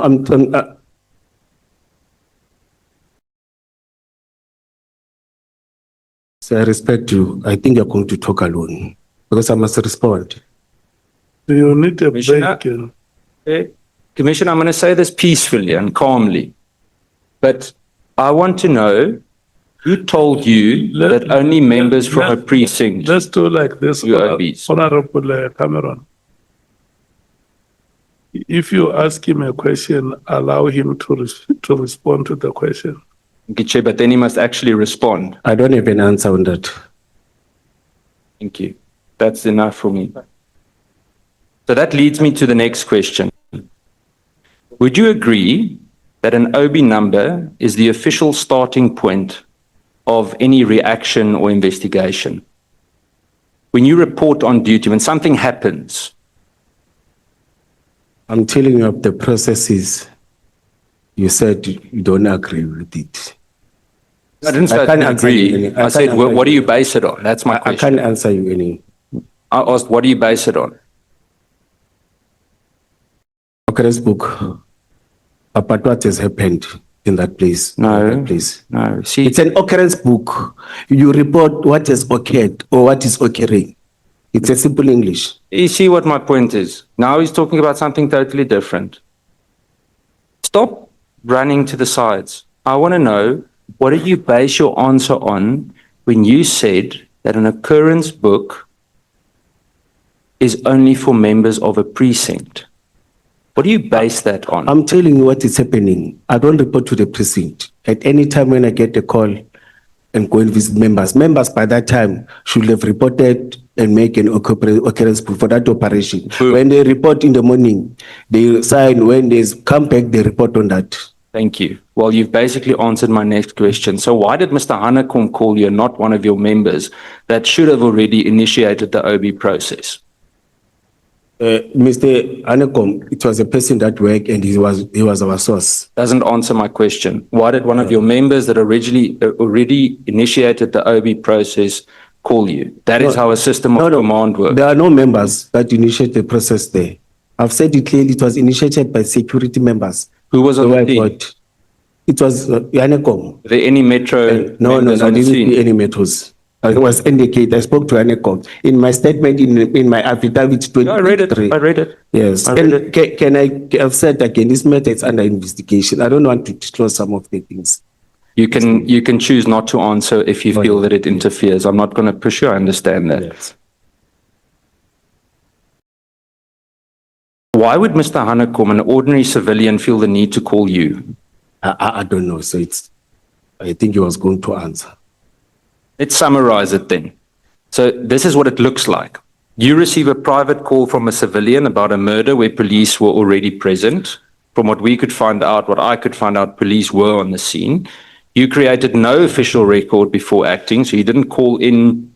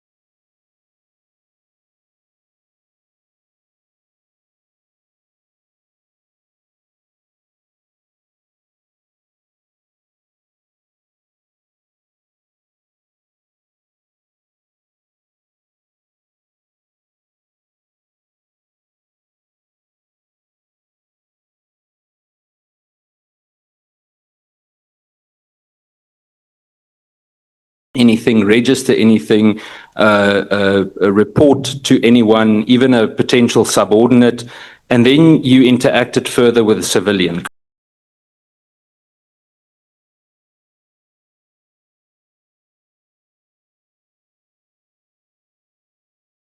Correct? Have you read the statement Yes? of witnessee? Yeah. Does he say it's a murder case where he said, I was called for the success for the goods?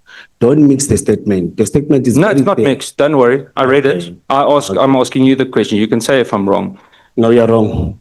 100%. You may believe that. The point is that the process, the command process here looks off.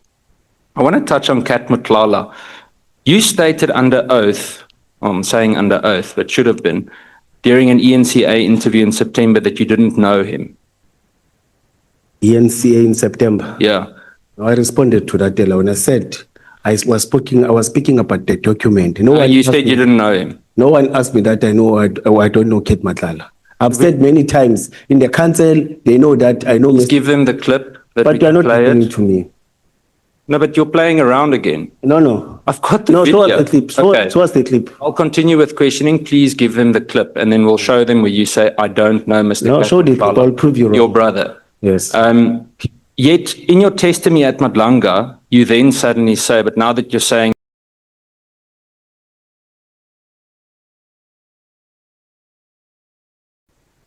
I want to touch on you seemingly not having done any form of due diligence. When you're in a position of your kind, that senior in a Metro Police Department, do you think you should be concerned about the people that you associate with?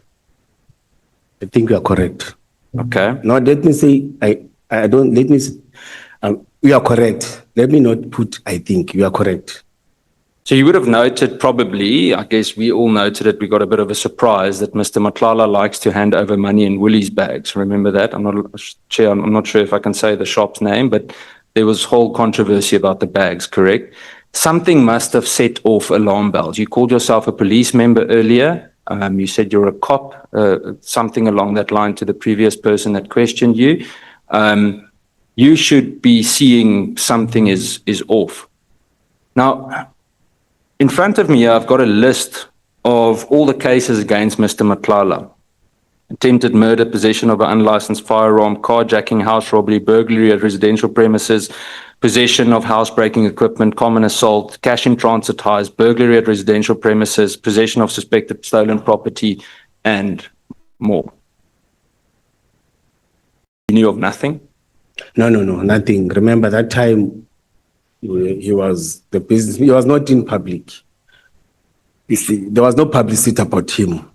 See, this is so comfortable. It's such a comfortable answer. Let me give you my point of view. If I had Did been you know- associated with him, some of my own political colleagues in Parliament would use the opportunity to say, hey, why are you having breakfast with that guy? Why are you friends? Why do you associate? You are the chair of the police committee. Why didn't you do your homework?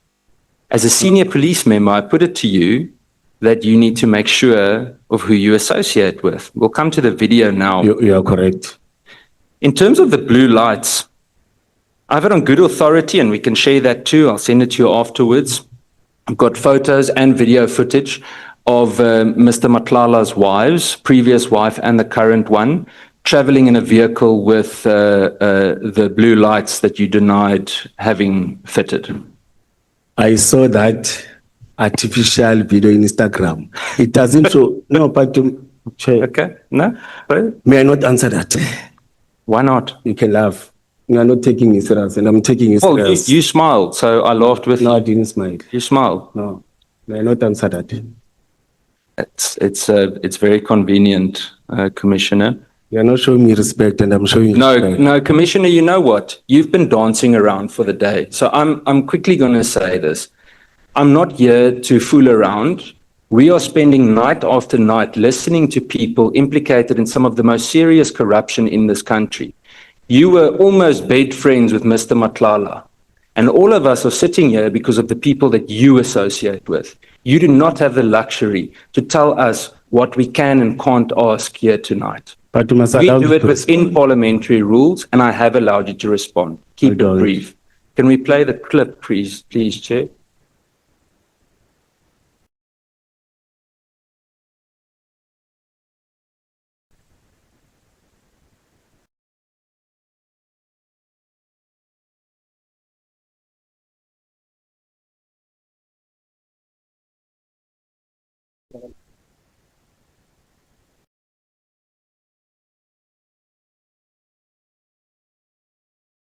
Is it working?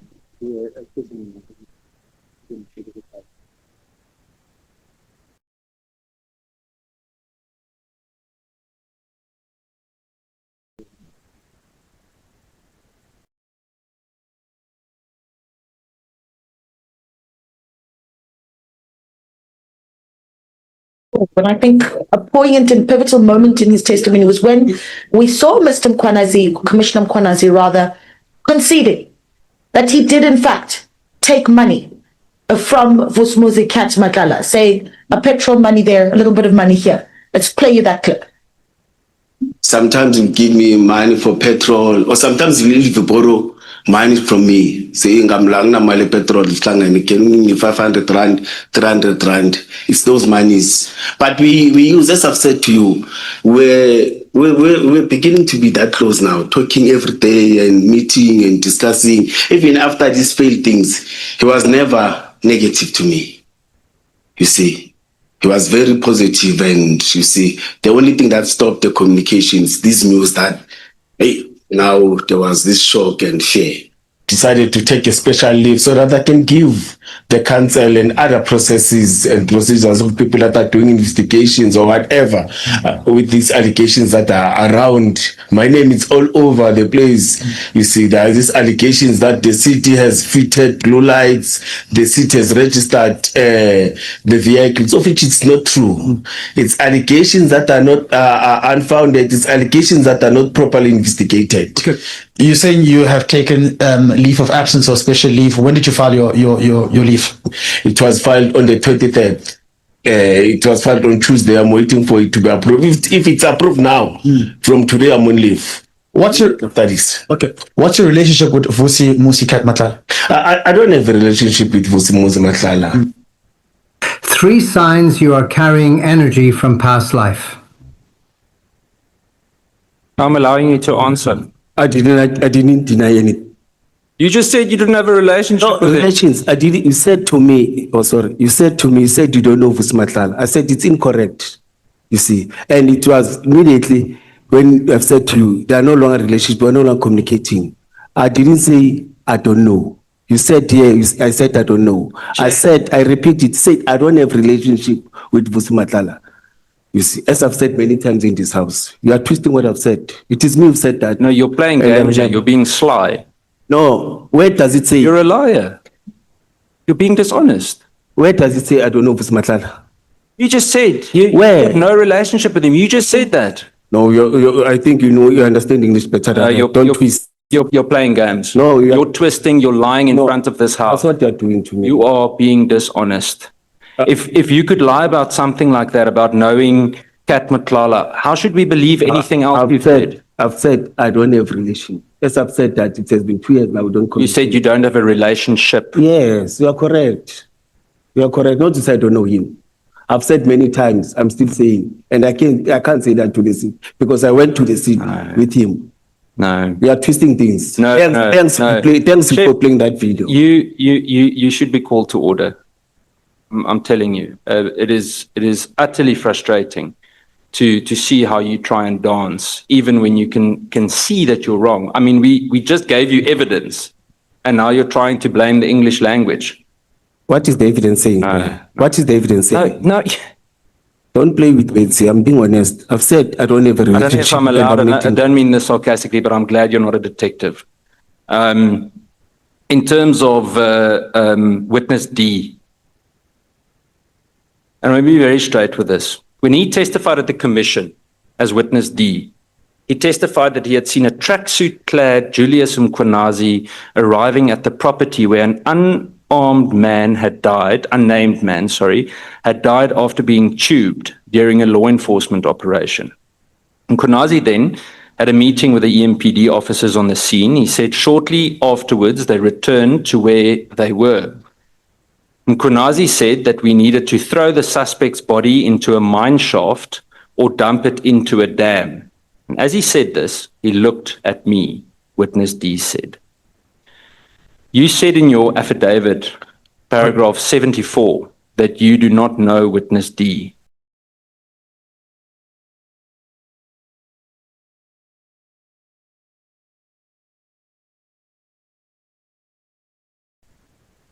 And that the first time you heard about him was at the Madlanga Commission.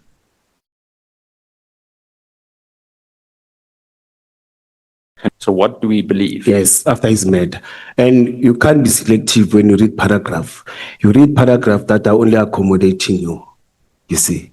And in that paragraph, you start it where it doesn't start. I'm not asking for you to give me grammar lessons. Do you want my paragraph? Do you want me to give you a print? No, I read it. What you are saying is not true. May I not answer that again? Well, it was testified. You have an opportunity to answer No, it. I'm still going If to you answer. don't, it creates even more room for everyone to doubt what you've said. But it's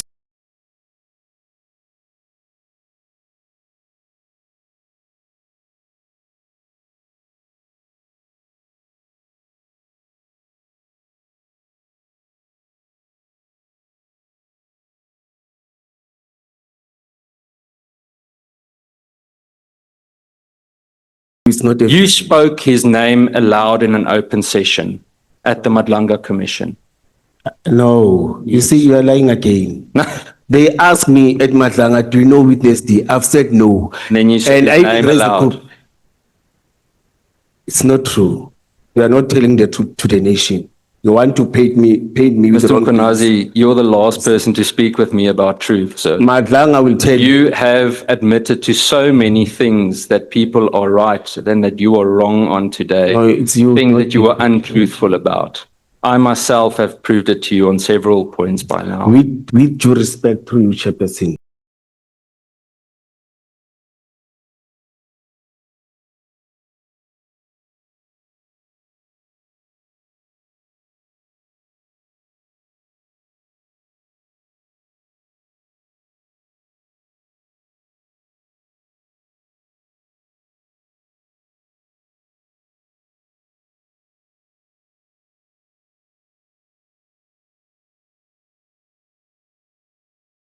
You are not an honest, honorable member. You I've read the got 7 statement. minutes left. You read the statement. I'm not here to prove my statement to you. You read the statement and you twist it. It's in your eyes. Okay. Does my eyes look twisty? I'm very sober. Got 7 minutes left, Chair. I want to touch on Sintel. What would you say if I said to you that Sintel was an approved, council-approved contract with the city of Ekurhuleni to provide, under, amongst other things, roadblock buses, AMPR-equipped vehicles, computers, and speed enforcement vehicles that were all registered, insured, maintained, and fueled by Sintel. And that these assets were always contractually owned by Sintel. In fact, some of the buses were and I checked this, were driven to roadblocks by Sintel, after which Metro Police would take over the operation and it would be driven back again by Sintel. With the buses, you are correct. It's part of the contract. Metro Police are not allowed to drive private vehicles that are not registered within the city. With APPR, back office and other things, that contract talks about that. You are correct. Donating and driving private vehicles. I didn't say that. That's your story. But you just said it now. No, I didn't. You are not an I honest said that honorable member. Sintel, stop telling me I'm not honest, Mr. Mkhwanazi.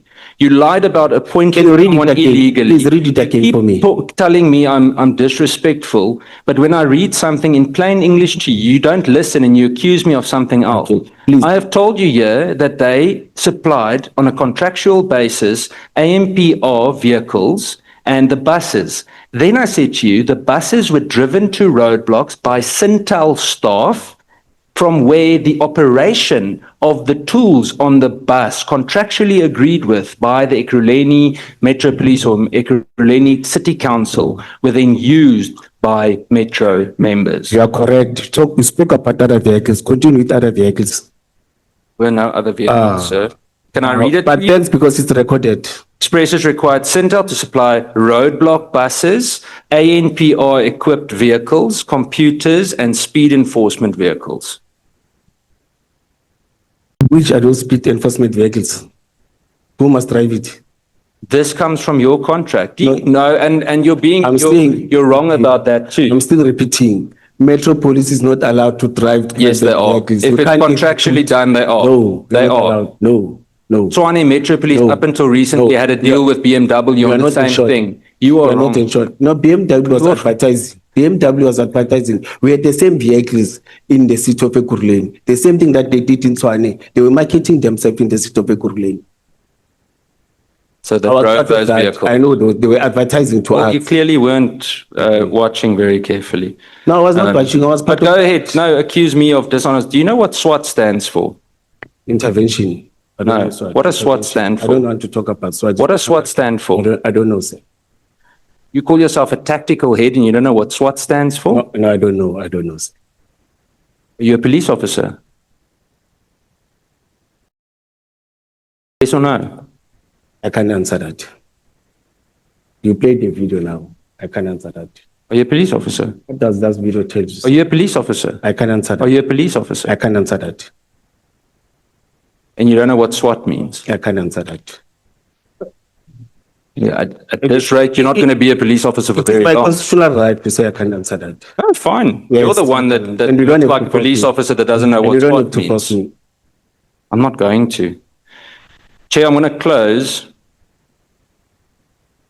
uMkhwanazi, I hope that this would go slightly better, but you have proved to us why you are sitting here today. I can tell you now that you're not a leader.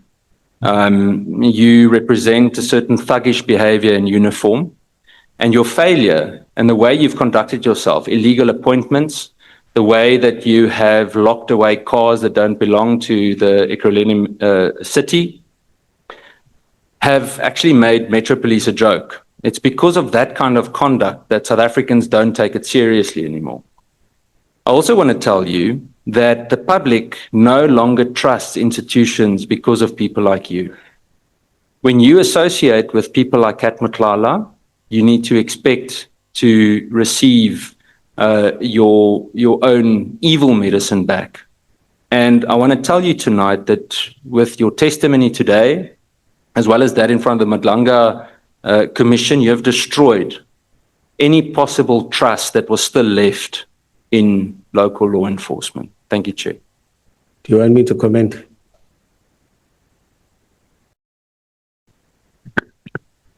Do you want to comment?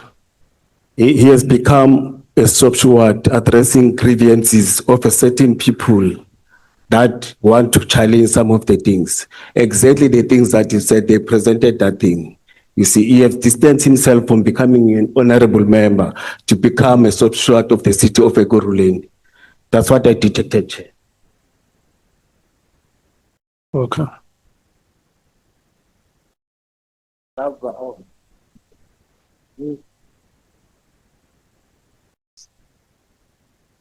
Honorable Sols. Good evening Good evening, Chair. and welcome. Thank you, sir. I want to thank you and Mr. Andilete Jan. You never said that the day was about to set. You still decided that you should come and join us here, and for that I want to applaud you. You want to say something? I just want to confirm how much time do I have, Chair?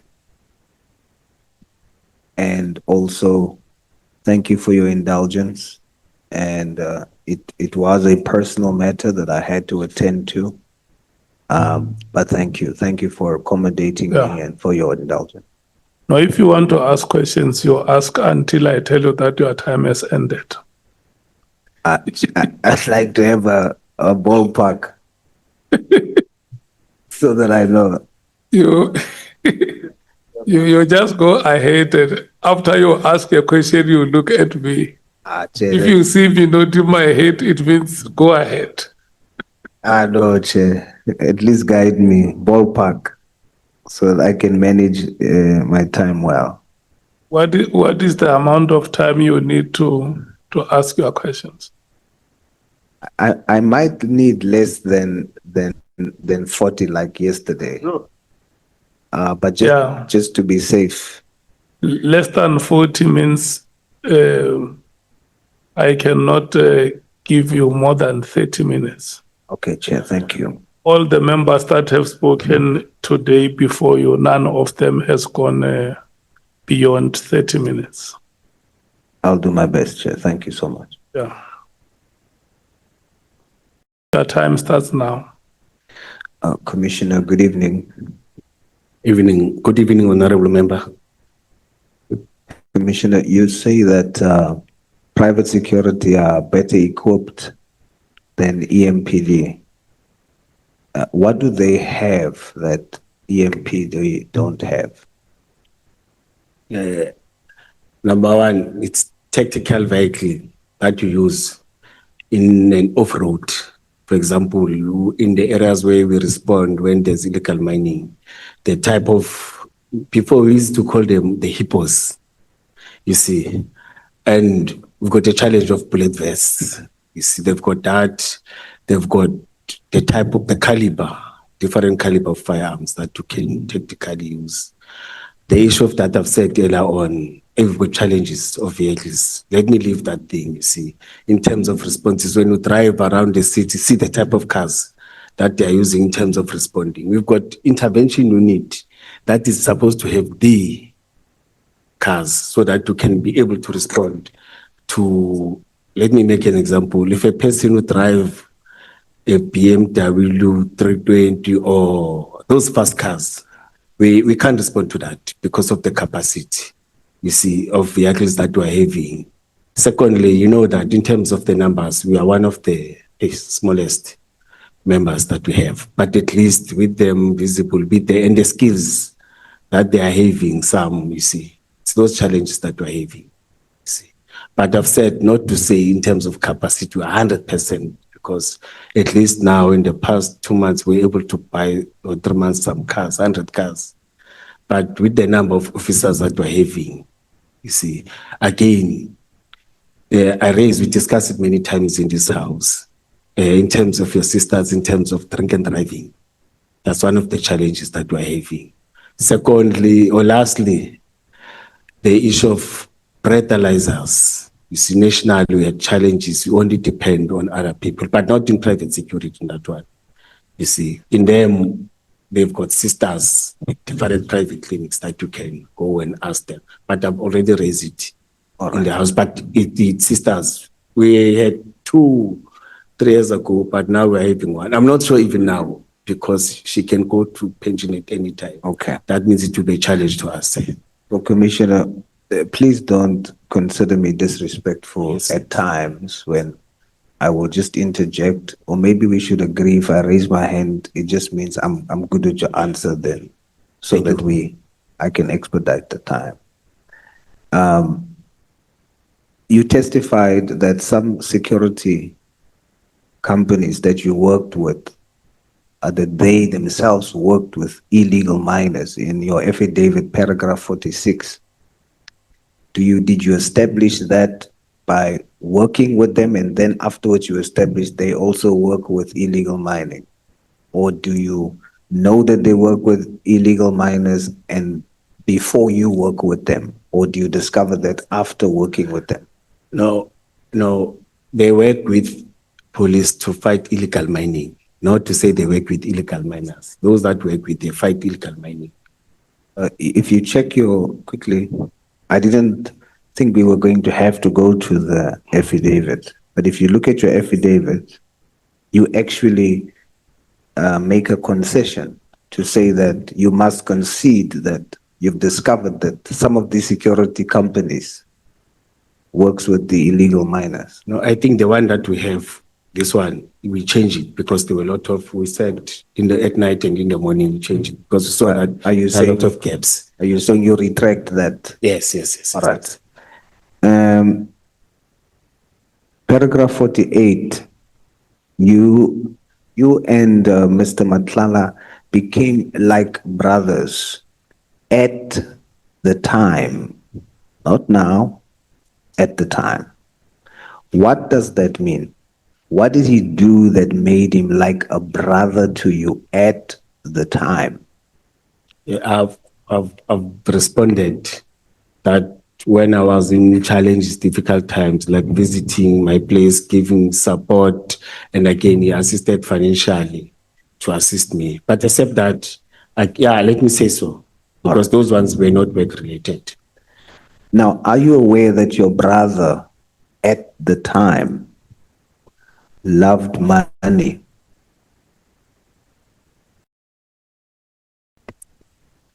He's a businessman. Are you saying you are aware? No, I was not aware, but the businessman makes money. I was not aware. Are you saying that you weren't aware, but you do understand that he loves money? Business people, they make money. They want money. It's about money it's about profit to them. Okay, but what are you saying to me in response to my question? The question of the man who you considered like your brother at the time, were you aware that he loves money? With us, it didn't demand any money from the city. You see, we know him as the owner of the company and VIP security.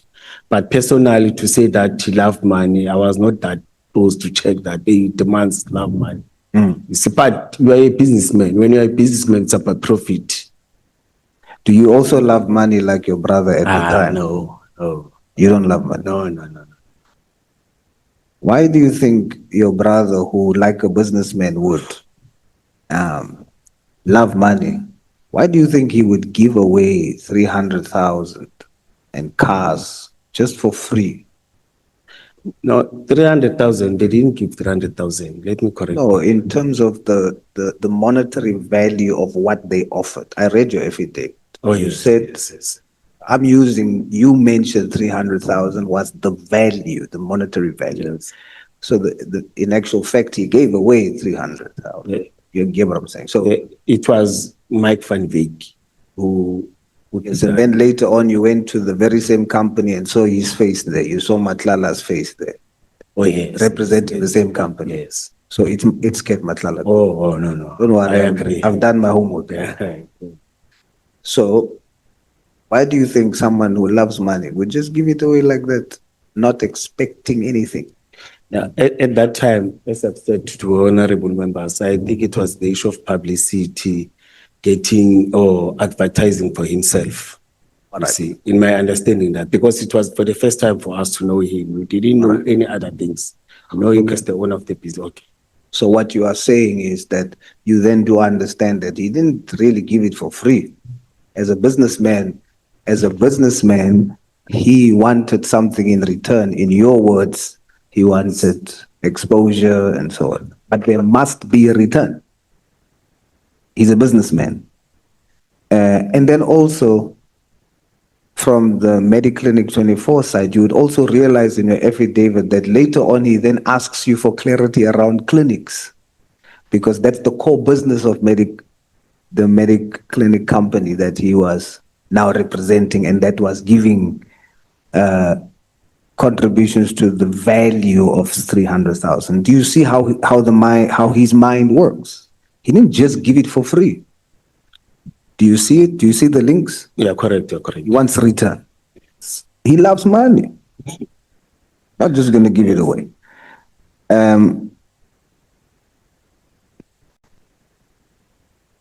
You testified earlier about one called Yaku Hanakom, who called you to the scene. What is the position of Mr. Yaku Hanakom?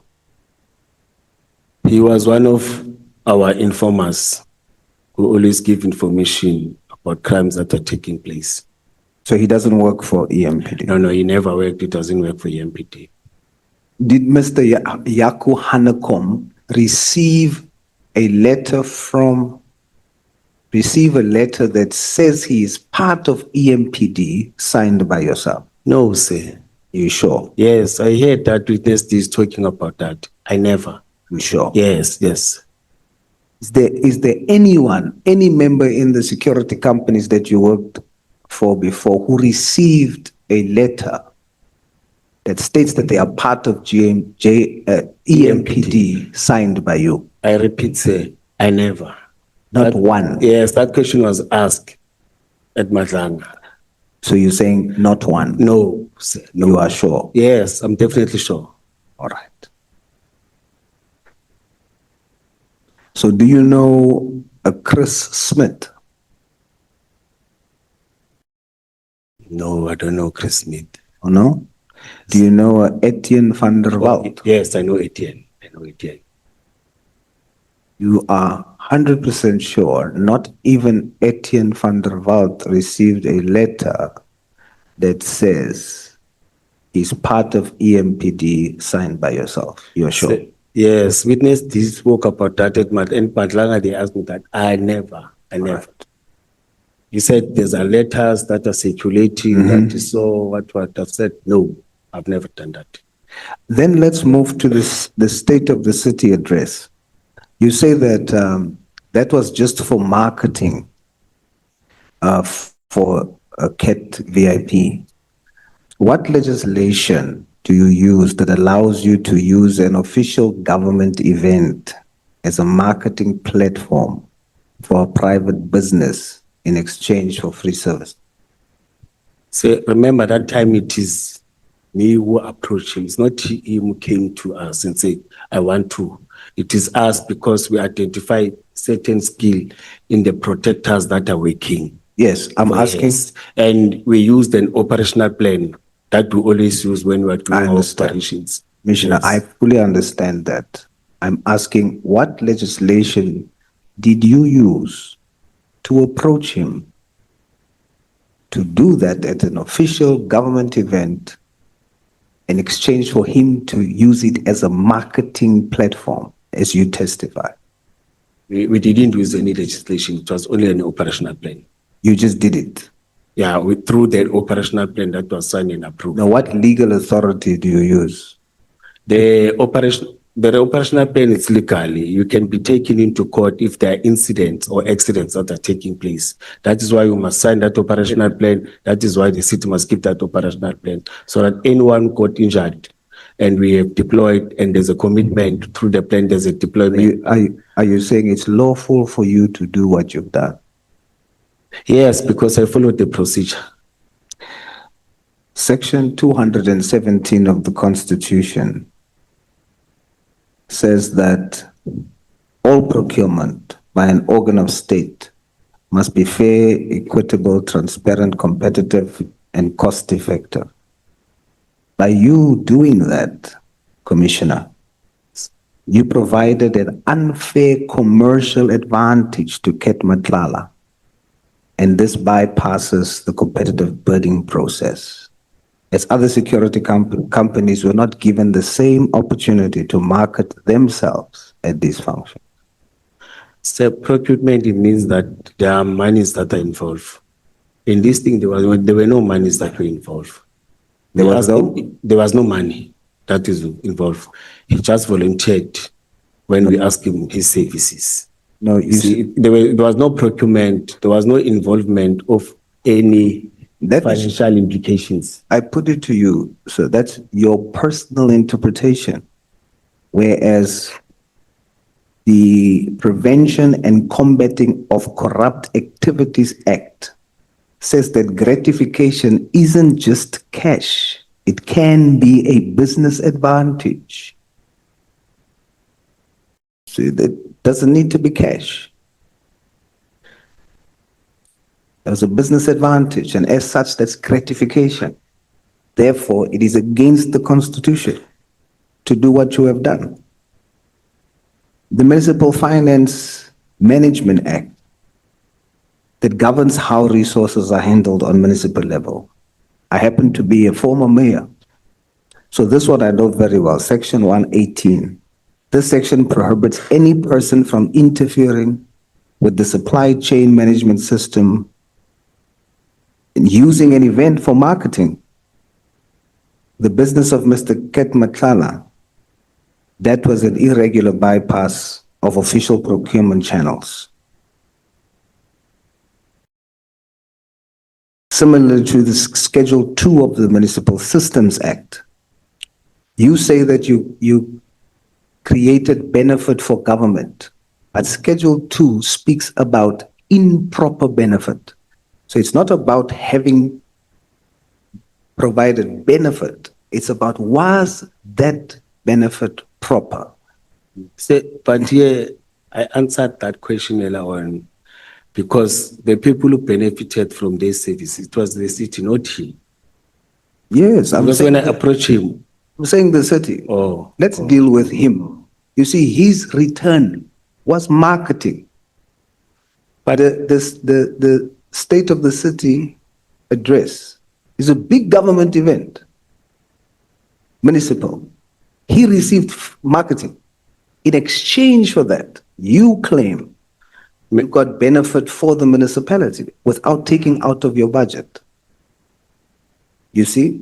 So I'm saying that the benefit for the municipality doesn't justify and say that it was proper to use a government event for marketing a private business and giving him an unfair advantage, as the Act says. it then makes the benefit improper, even though it was for the municipality. I agree with the act, but there was no branding from any vehicles. No one saw any cat vehicles. No one saw any cat branding in It is- that. It was Commissioner, for it is not me. I agree with It's that. not me who said it was marketing. It is you who testified under oath. Yes, but I spoke about the Medicare 24 No, about you, marketing, but about for- the state of the of the city. city address, you said marketing. No, Commissioner, here you said, in your oral testimony, you said he did not pay anything. It Oh, was yes. and the city didn't pay anything. What he got in exchange was, he got marketing. That's what you said here under oath. Yes. And I'm saying to you, that is illegal.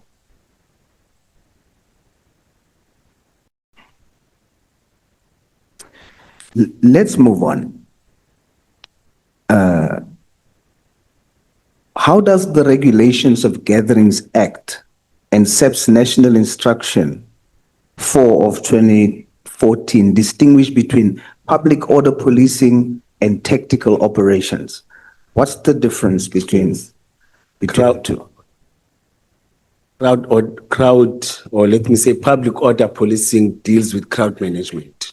Yeah. Any person that would deploy in crowd management must be trained and must be able to manage crowd. You don't deploy people who's not trained in crowd management to manage crowd because it's no longer crowd control. They change to public order management. So those former task team members, and I want to apologize to you again, Commissioner, for interjecting. I know you're still answering. I'm just rushing for the time. I don't want to miss, but I got your answer. So those task team, former special task force members, were they trained for crowd control?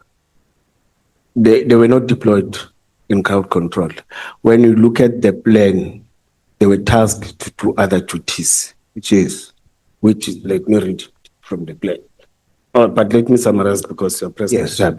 They were deployed in outer perimeters and they were already, and again, they were deployed to give backup to the then executive mayor. They were only limited to that. In crowd control, we used SAPS, public order policing members. We use EMPD, public order policing members to do crowd control. It's part of the plan. It's part of the tasking. If they weren't there, that forms part of policing. No, but you task them. But it forms part of policing. It is part of policing duties that you gave them responsibility for.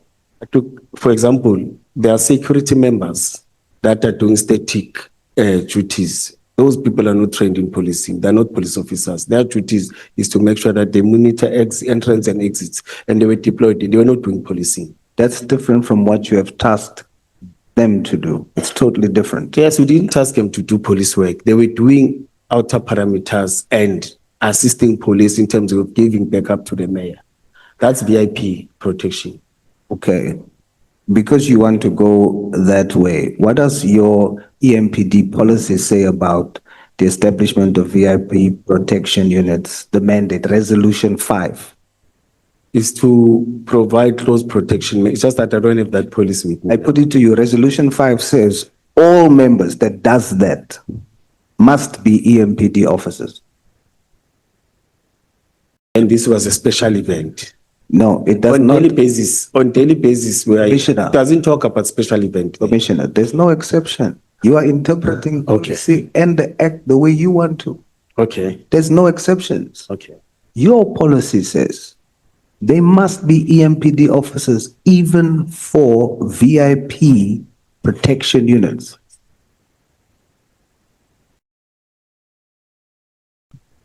So, is the former task members EMPD officers? No, they're not. They were made to do work that your policy says they shouldn't do. No, VIP members were driving with the mayor. They were doing their duties. Then they were giving backup and support. Yes, not- They're not supposed to do that according to the law. You decided that they should do that. You have no authority to make them do that but in the exchange for marketing. No, but I submitted the plan. The plan was supported, the whole management supported the Your plan. plan doesn't change the law, sir. Your plan in itself becomes illegal. As a matter of fact, it becomes evidence of illegality. No, if you say so. I'm not saying so. I read the X to you. Okay.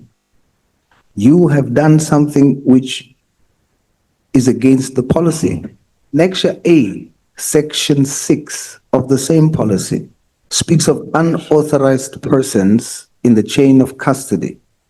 Policy says no unauthorized person may be permitted to perform duties or be transported in official capacity for VIP protection.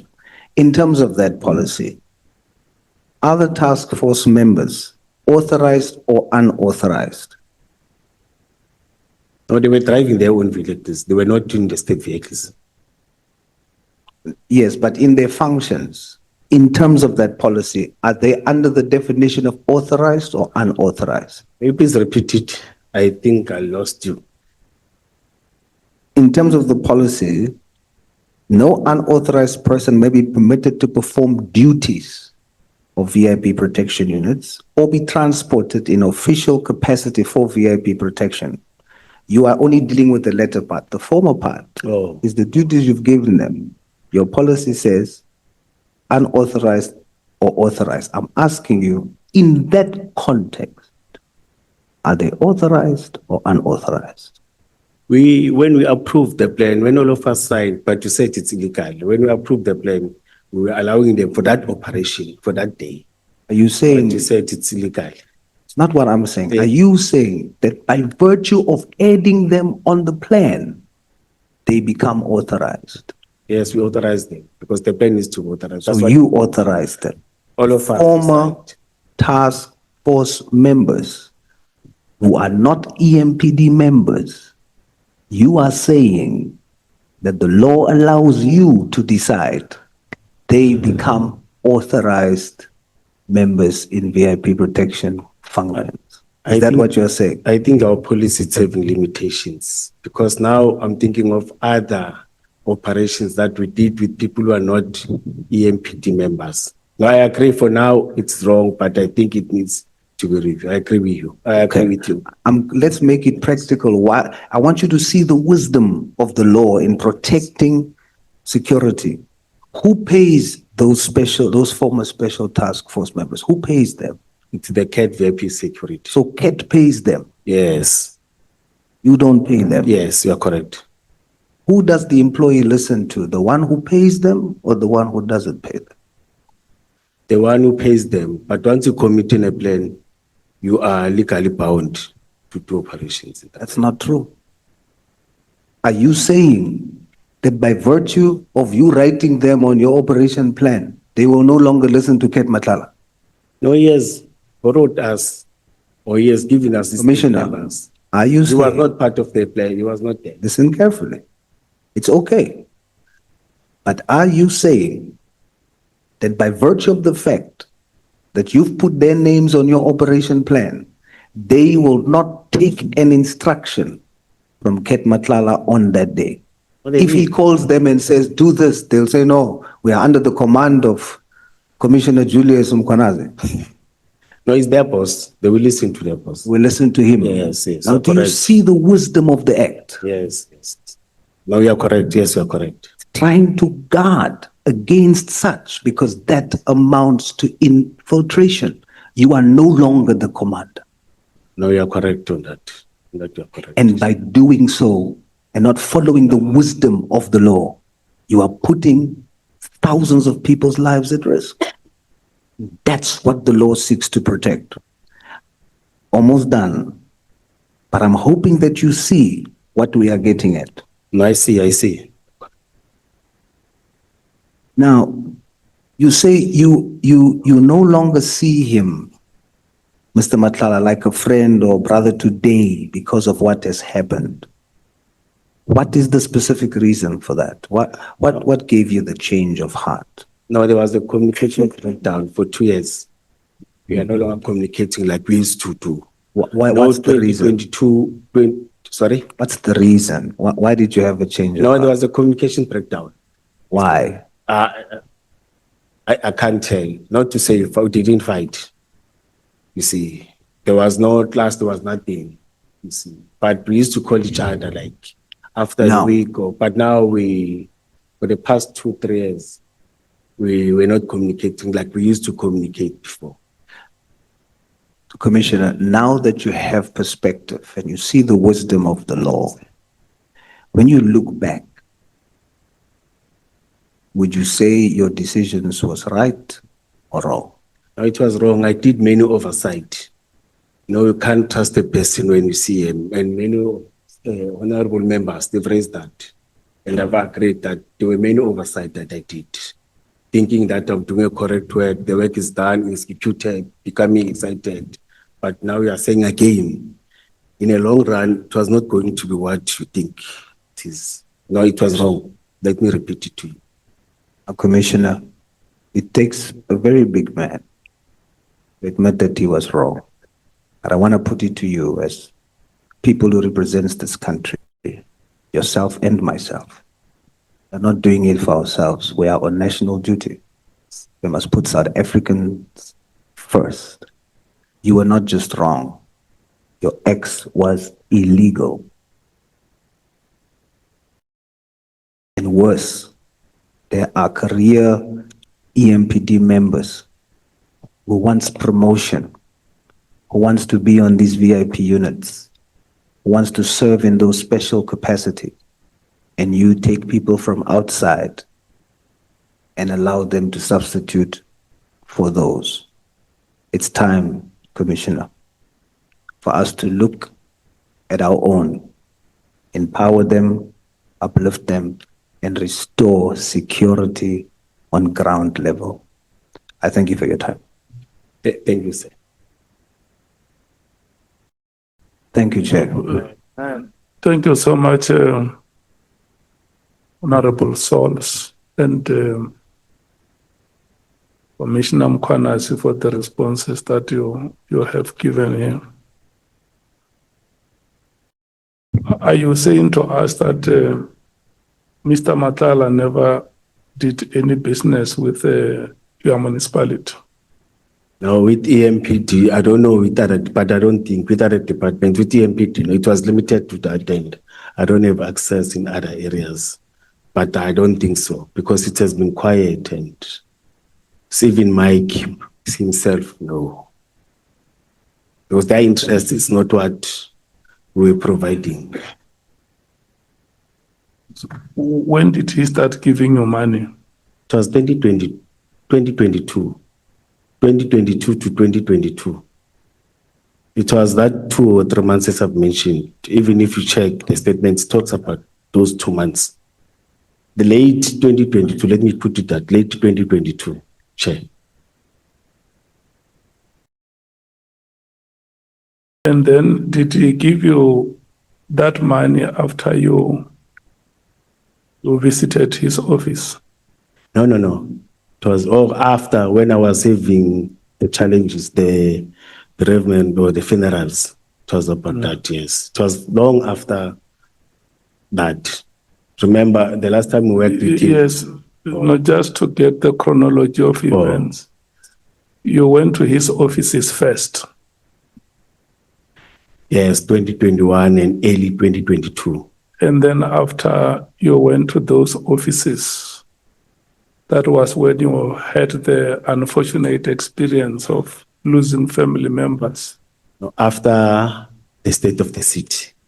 Yeah. It was offices, then it was you went to the offices and then came the state of the city. Yes. Address. Yes. And then later the misfortune struck where you lost your relative. Yes, Chair. And then he gave you, or he assisted you with preparations to lay the remains to rest. Yes, Chair. No, it didn't. I agree. Okay. And then when you testified here, you said there was at some stage where you felt like he was a brother and a friend to you. Yes, That- Chair. And then when Honorable Ngola asked you whether you will have the same feeling again now, you said you will be skeptical. I 100% agree, Chair.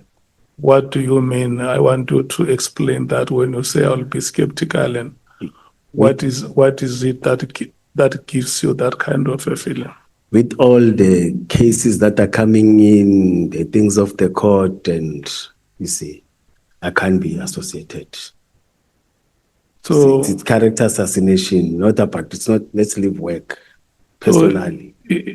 are you confirming that it holds true that when days are dark, friends are few?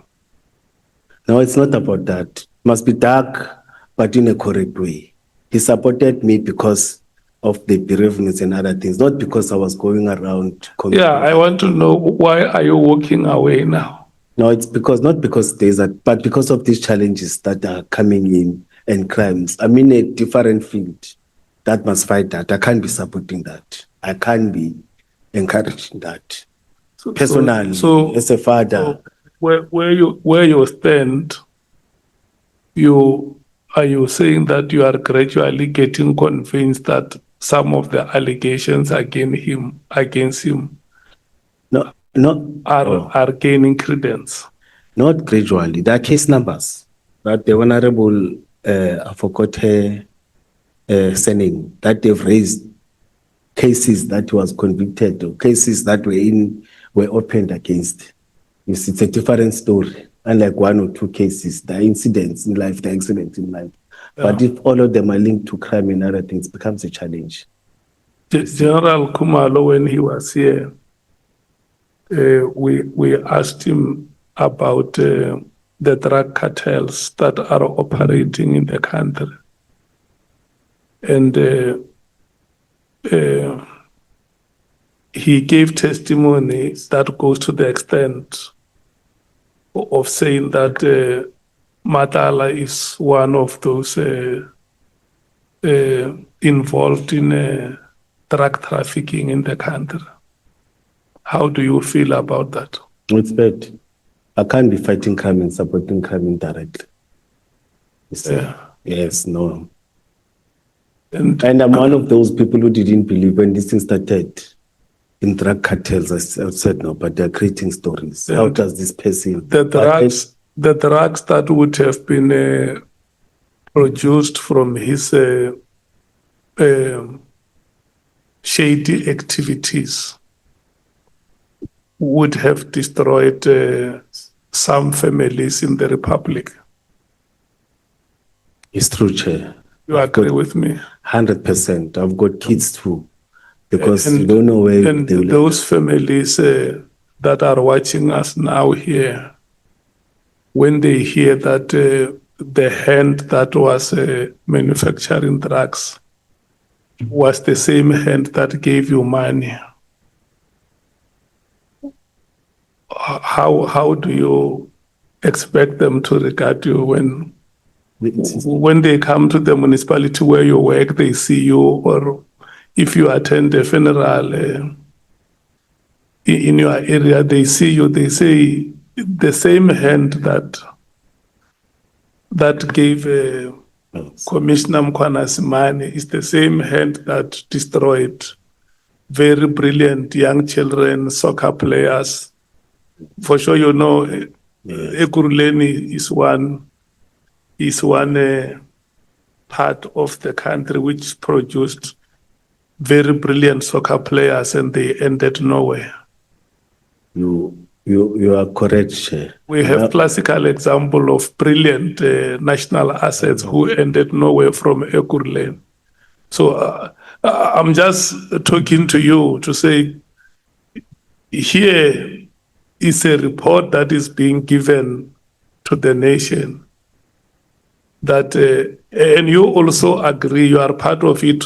We are told by you to say, he gave me money. Yes. So I want to hear you saying it. How do you feel when information like this comes out? The hand that gave you this money. It's bad, Chair. It's not even really bad. It's worse than the word bad, Chair. Whether I did know, whether I didn't know, there are many issues that came from honorable members here that as a police officer, you need to check the background and check. And the oversight, I didn't do that. I just said, no, he's owning big companies, he's a good person. And it's very bad, Chair. It's very bad because I'm also affected by these drugs in my family members. It's very bad. There are families whose loved ones have disappeared.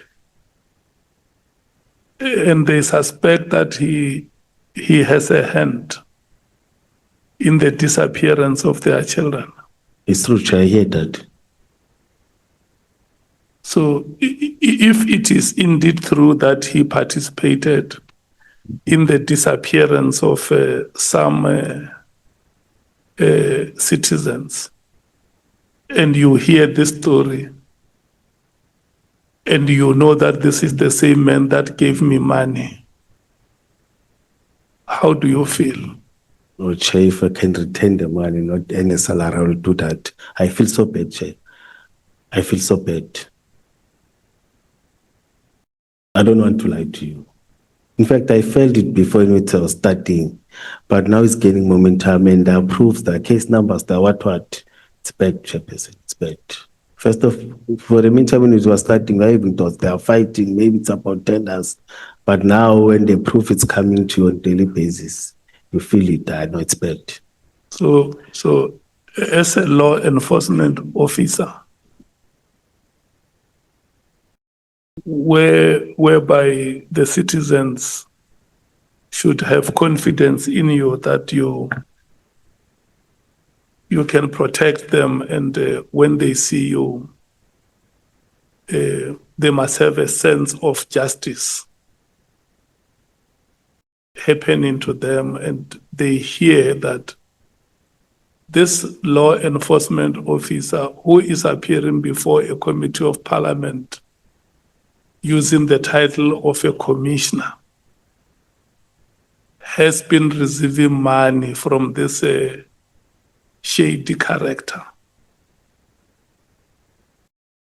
How do you feel as a law enforcement officer? Because now the facts are out. Yes. How do you feel? I'm talking to, because honorable members have asked you questions. I can't ask you any further question.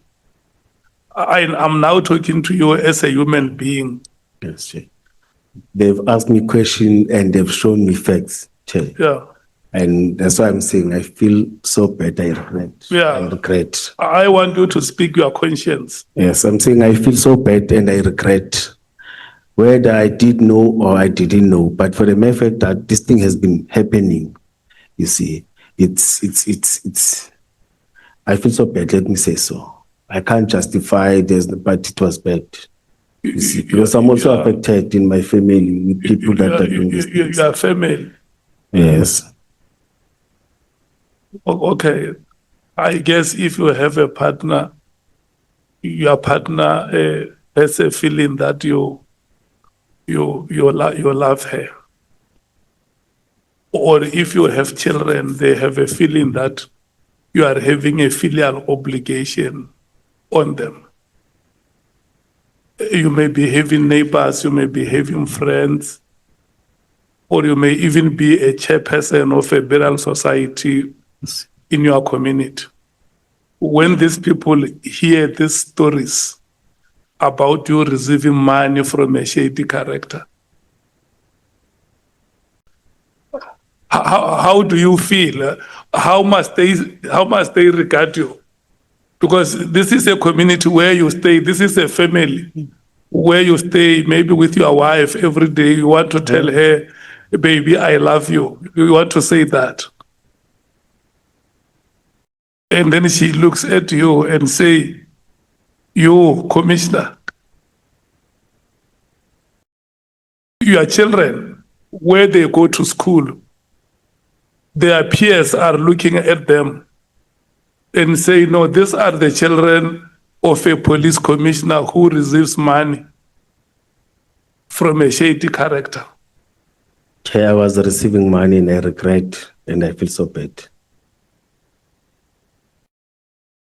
What do you want to say to the people of South Africa? If we say no, we give you 5 minutes to, you want to say no, you want to present yourself as a conscious person, as a conscious law enforcement officer. They say no, talk to the Republic. What will you say to them? What will you say to your family? What will you say to your street? What will you say to the community where you belong? Or maybe even your fellow colleagues at work? What do you say? Where is the spirit? Chair, it doesn't even need 5 minutes. I regret it was wrong. You see. And as I've said, that conscious regain, you see, but I'm in this field. I choose this field. I didn't go that side because I want to fight this. You see, and I've learned that in life, you don't just associate with anyone. You see. I know that it was before, it was time of challenging, but the money comes from where, you see. And my conscience says, I must humbly apologize and feel that I'm wrong. I don't have a better way to say. One is wrong, you see. Okay. Advocate Kawaza. Thank you, Chair. Chair, I just have a few questions. I thought that you were on track and I would not ask any questions. They relate to the chronology, just so that they are on record. Commissioner uMkhwanazi, this is relating to your relationship with Mr. Cat Matlala. There's just 2 events that you have not placed on record in terms of timelines. So I'll just go in the order that Chair went and confirm with you. So you say that you met Mr. Cat Matlala in 2021 at his offices. That's when you met, okay.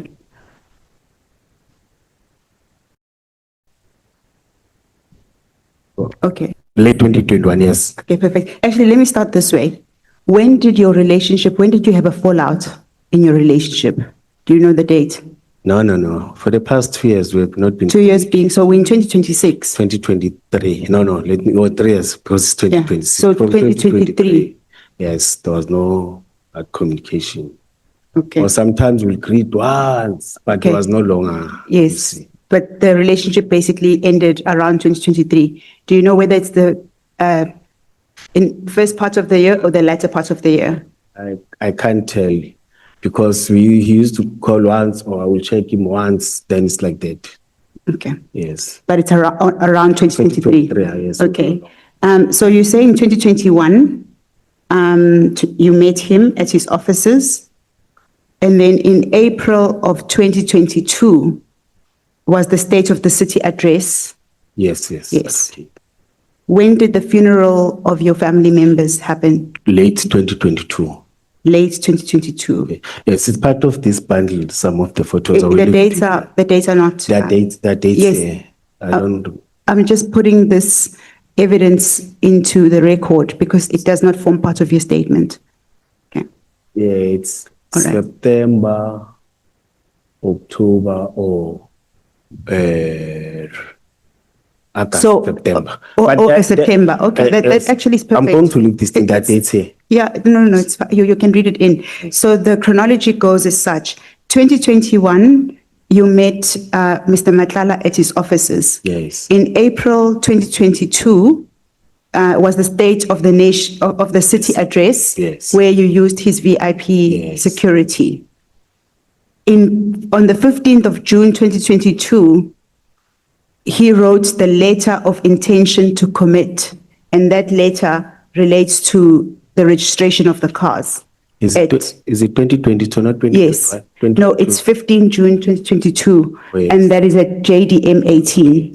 And then subsequent to that, after that letter was done and submitted for the initiation of the process to register the cars, in August, September of the same year, 2022, he then gives you money toward the funeral of your family members. Yes, towards Do I the have end of the year. Yes. But So that is the sequence of events. yes. Just to close that off. So in relation to the question of whether there was a conflict of interest, he was already doing work for the city because earlier in that year, in April, he was at the State of the City address. You've agreed Yes. that it was April 2022. He March. also then did another business transaction in the sense that his cars would be registered under the city in the form of a donation. That was 15 June. And then subsequent to that, you then receive money for your family members because that was August, September 2022. Yeah, it was late 2022. Yes, but it's still the same year. The Yes. timeline is still within the same year. Okay, but that's the sequence of events. Yes. All right, I just wanted to just confirm that. And then I'd like to go to paragraph 46 of your latest statement as commissioned and signed this morning.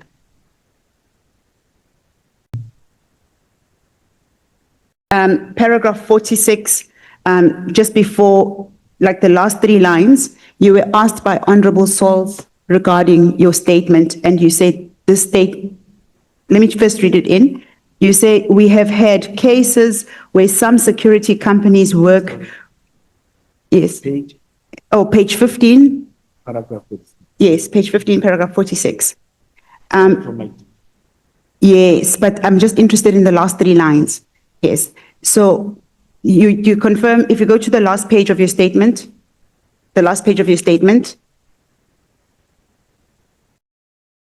it is dated 22 January 2026. Do you confirm that this is this morning statement? Okay. At paragraph 46, the last three pages of the latest statement, it reads, we have had cases where some security companies work with such illegal minors. To that effect, I have photograph images to confirm same.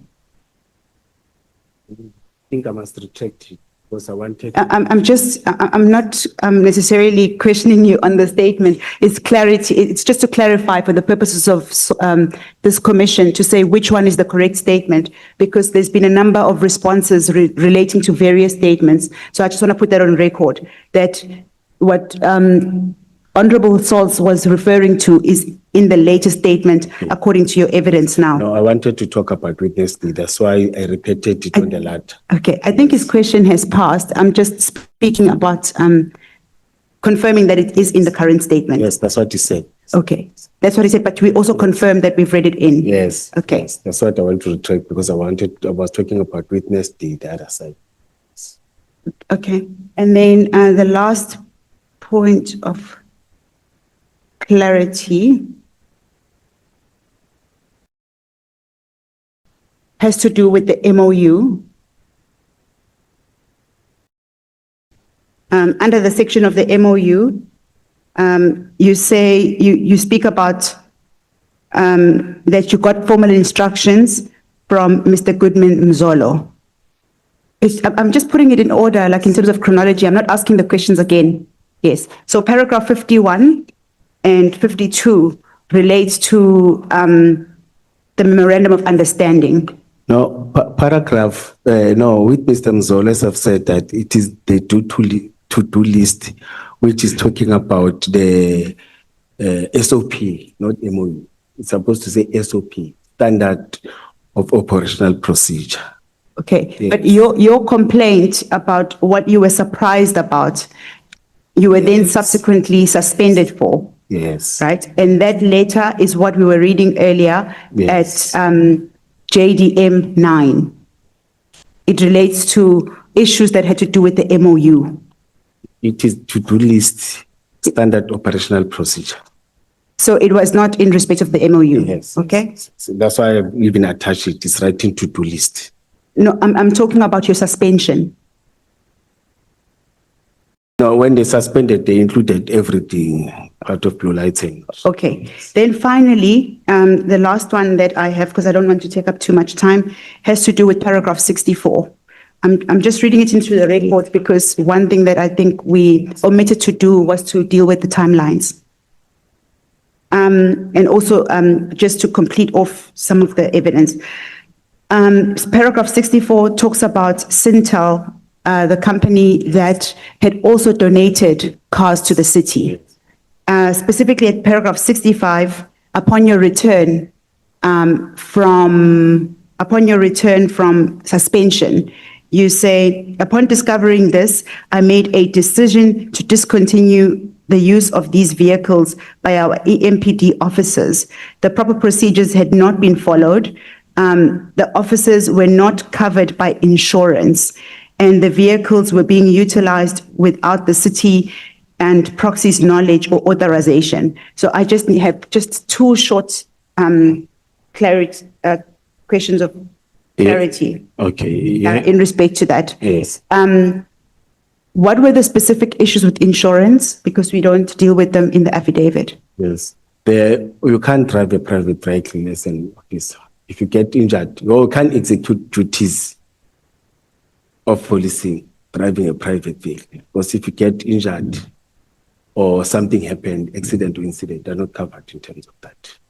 So the cars that are donated, that you were talking about, SCAT was in the process of donating the cars for them to be registered. Are those not private vehicles? But immediately when they're registered. So there was an issue with registration. Yes. They were not registered. Yes. Okay.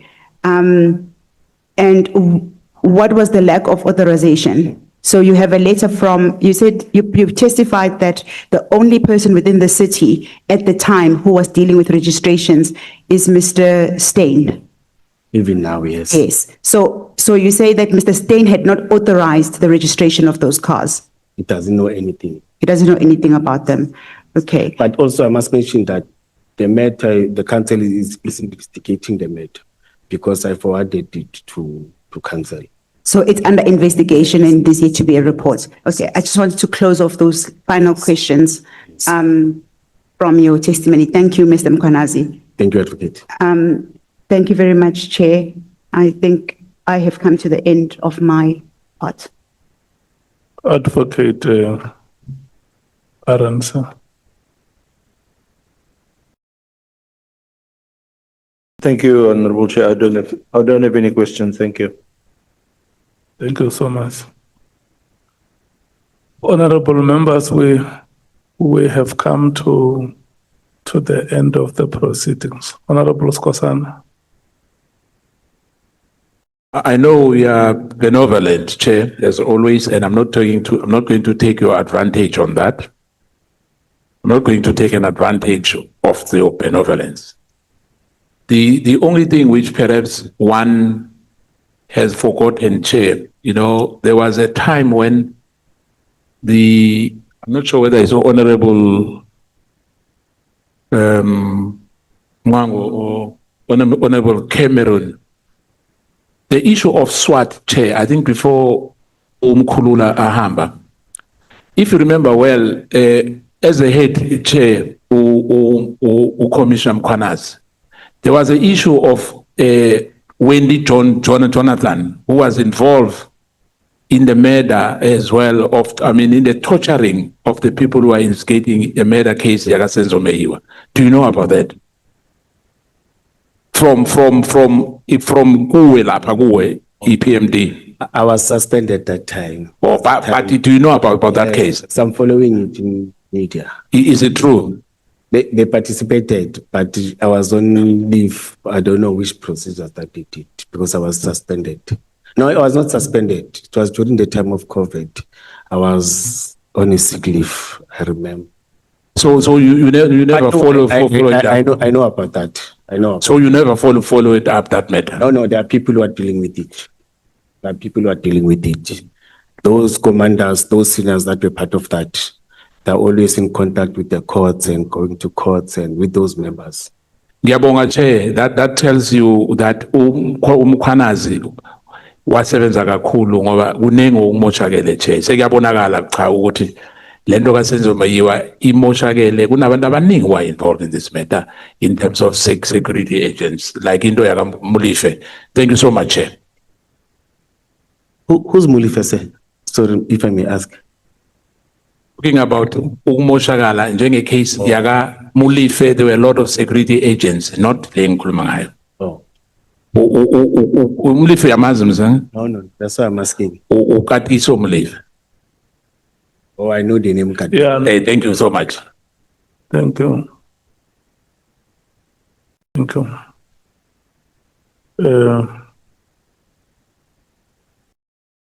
We were supposed to be lasting for 2 days. And we have finished tonight. So we will not be able to plan any activity for tomorrow now. Yeah. So next week, Tuesday, we had planned to feature Mr. Paul O'Sullivan. It's Tuesday and Wednesday. And we had said it's our decision that in the event we are not able to get him on those days, there should be other activities happening.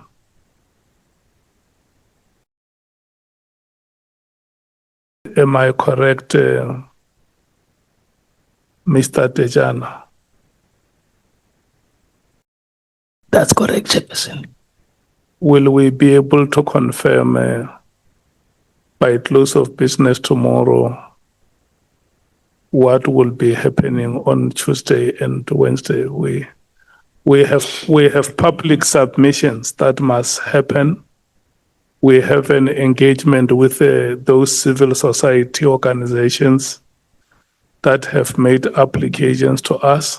So if we are going to have them, if we are going to have Mr. Paul O'Sullivan on a Tuesday and Wednesday, it's okay. If we don't have him, the public submissions and civil society organizations that are appearing should know and have that information by close of business tomorrow. Am I correct, Nicolette? Yes, Chair. Yes. Yeah, we will leave the matter between you and Andile, Mr. Tejana and Ms. Van Zyl to confirm by close of business tomorrow week. We must not miss those 2 days next week. The goals of winning the match are scored in the dying minutes of the game. We no longer have time on our side.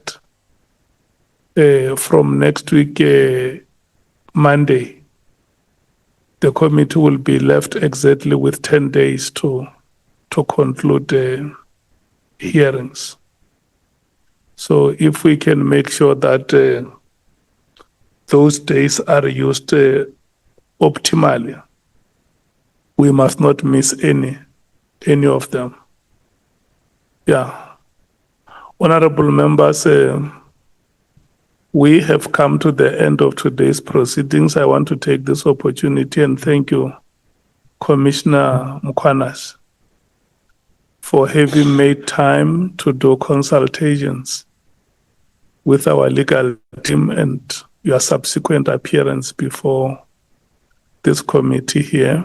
Thank members of the committee for the interaction they had with you. At some times it was robust, and there were moments where there were heated exchanges. It happens in every conversation sometimes, depending on on the tempo of the conversation. The staff of parliament, we can't stop thanking you. I have been told that in most cases, we remember the player who scores the goal, but we often forget the player who makes that decisive pass. As we sit here, members of the ad hoc committee, there is a staff of parliament that works behind the scene. When we arrive here, the venue is prepared, the venue is clean. Documents have been prepared for us. So we must thank everybody, security of members, well arranged, and time to time, security officers are on their toes to ensure that everything runs very smoothly. The communication section is here with its setup, making sure that South Africans are able to follow the proceedings. They take pictures, they post on social media, on parliament media platforms. We must thank all of you for the sterling work that you are doing, because ours is just to sit here and interact with our witnesses, but a lot of preparation has gone into this arrangement that we see unfolding here.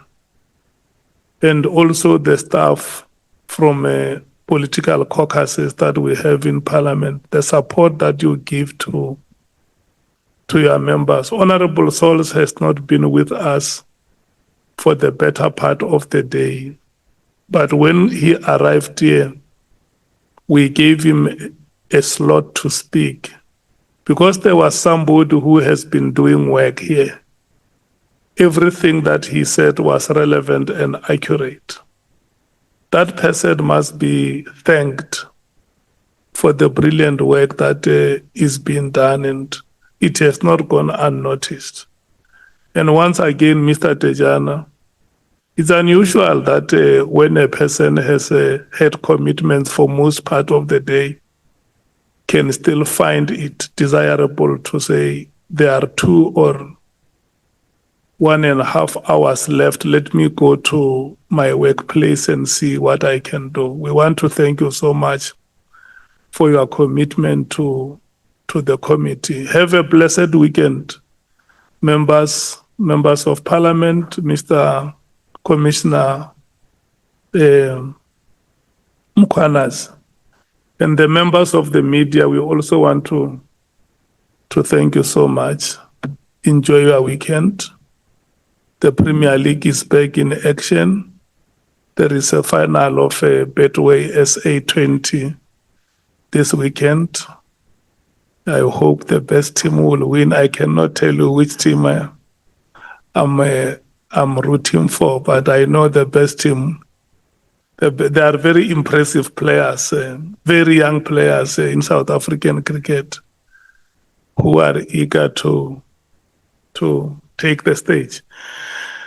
So yeah, the Champions League as well is back in action. So there is a plenty. We want to thank you so much, honorable members. May you please, Mr. Bonani Ramano, thank you so much. Mr. Pilot Kwebu, the top table, I want to thank you so much. May we follow the order that we followed when we took the first break during the day, that we will allow members of parliament to rise and leave the chambers.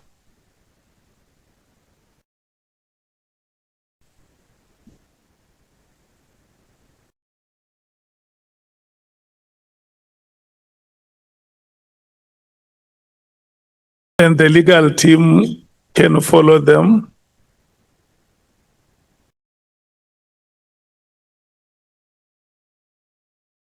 And all of you may now stand up and leave the chambers.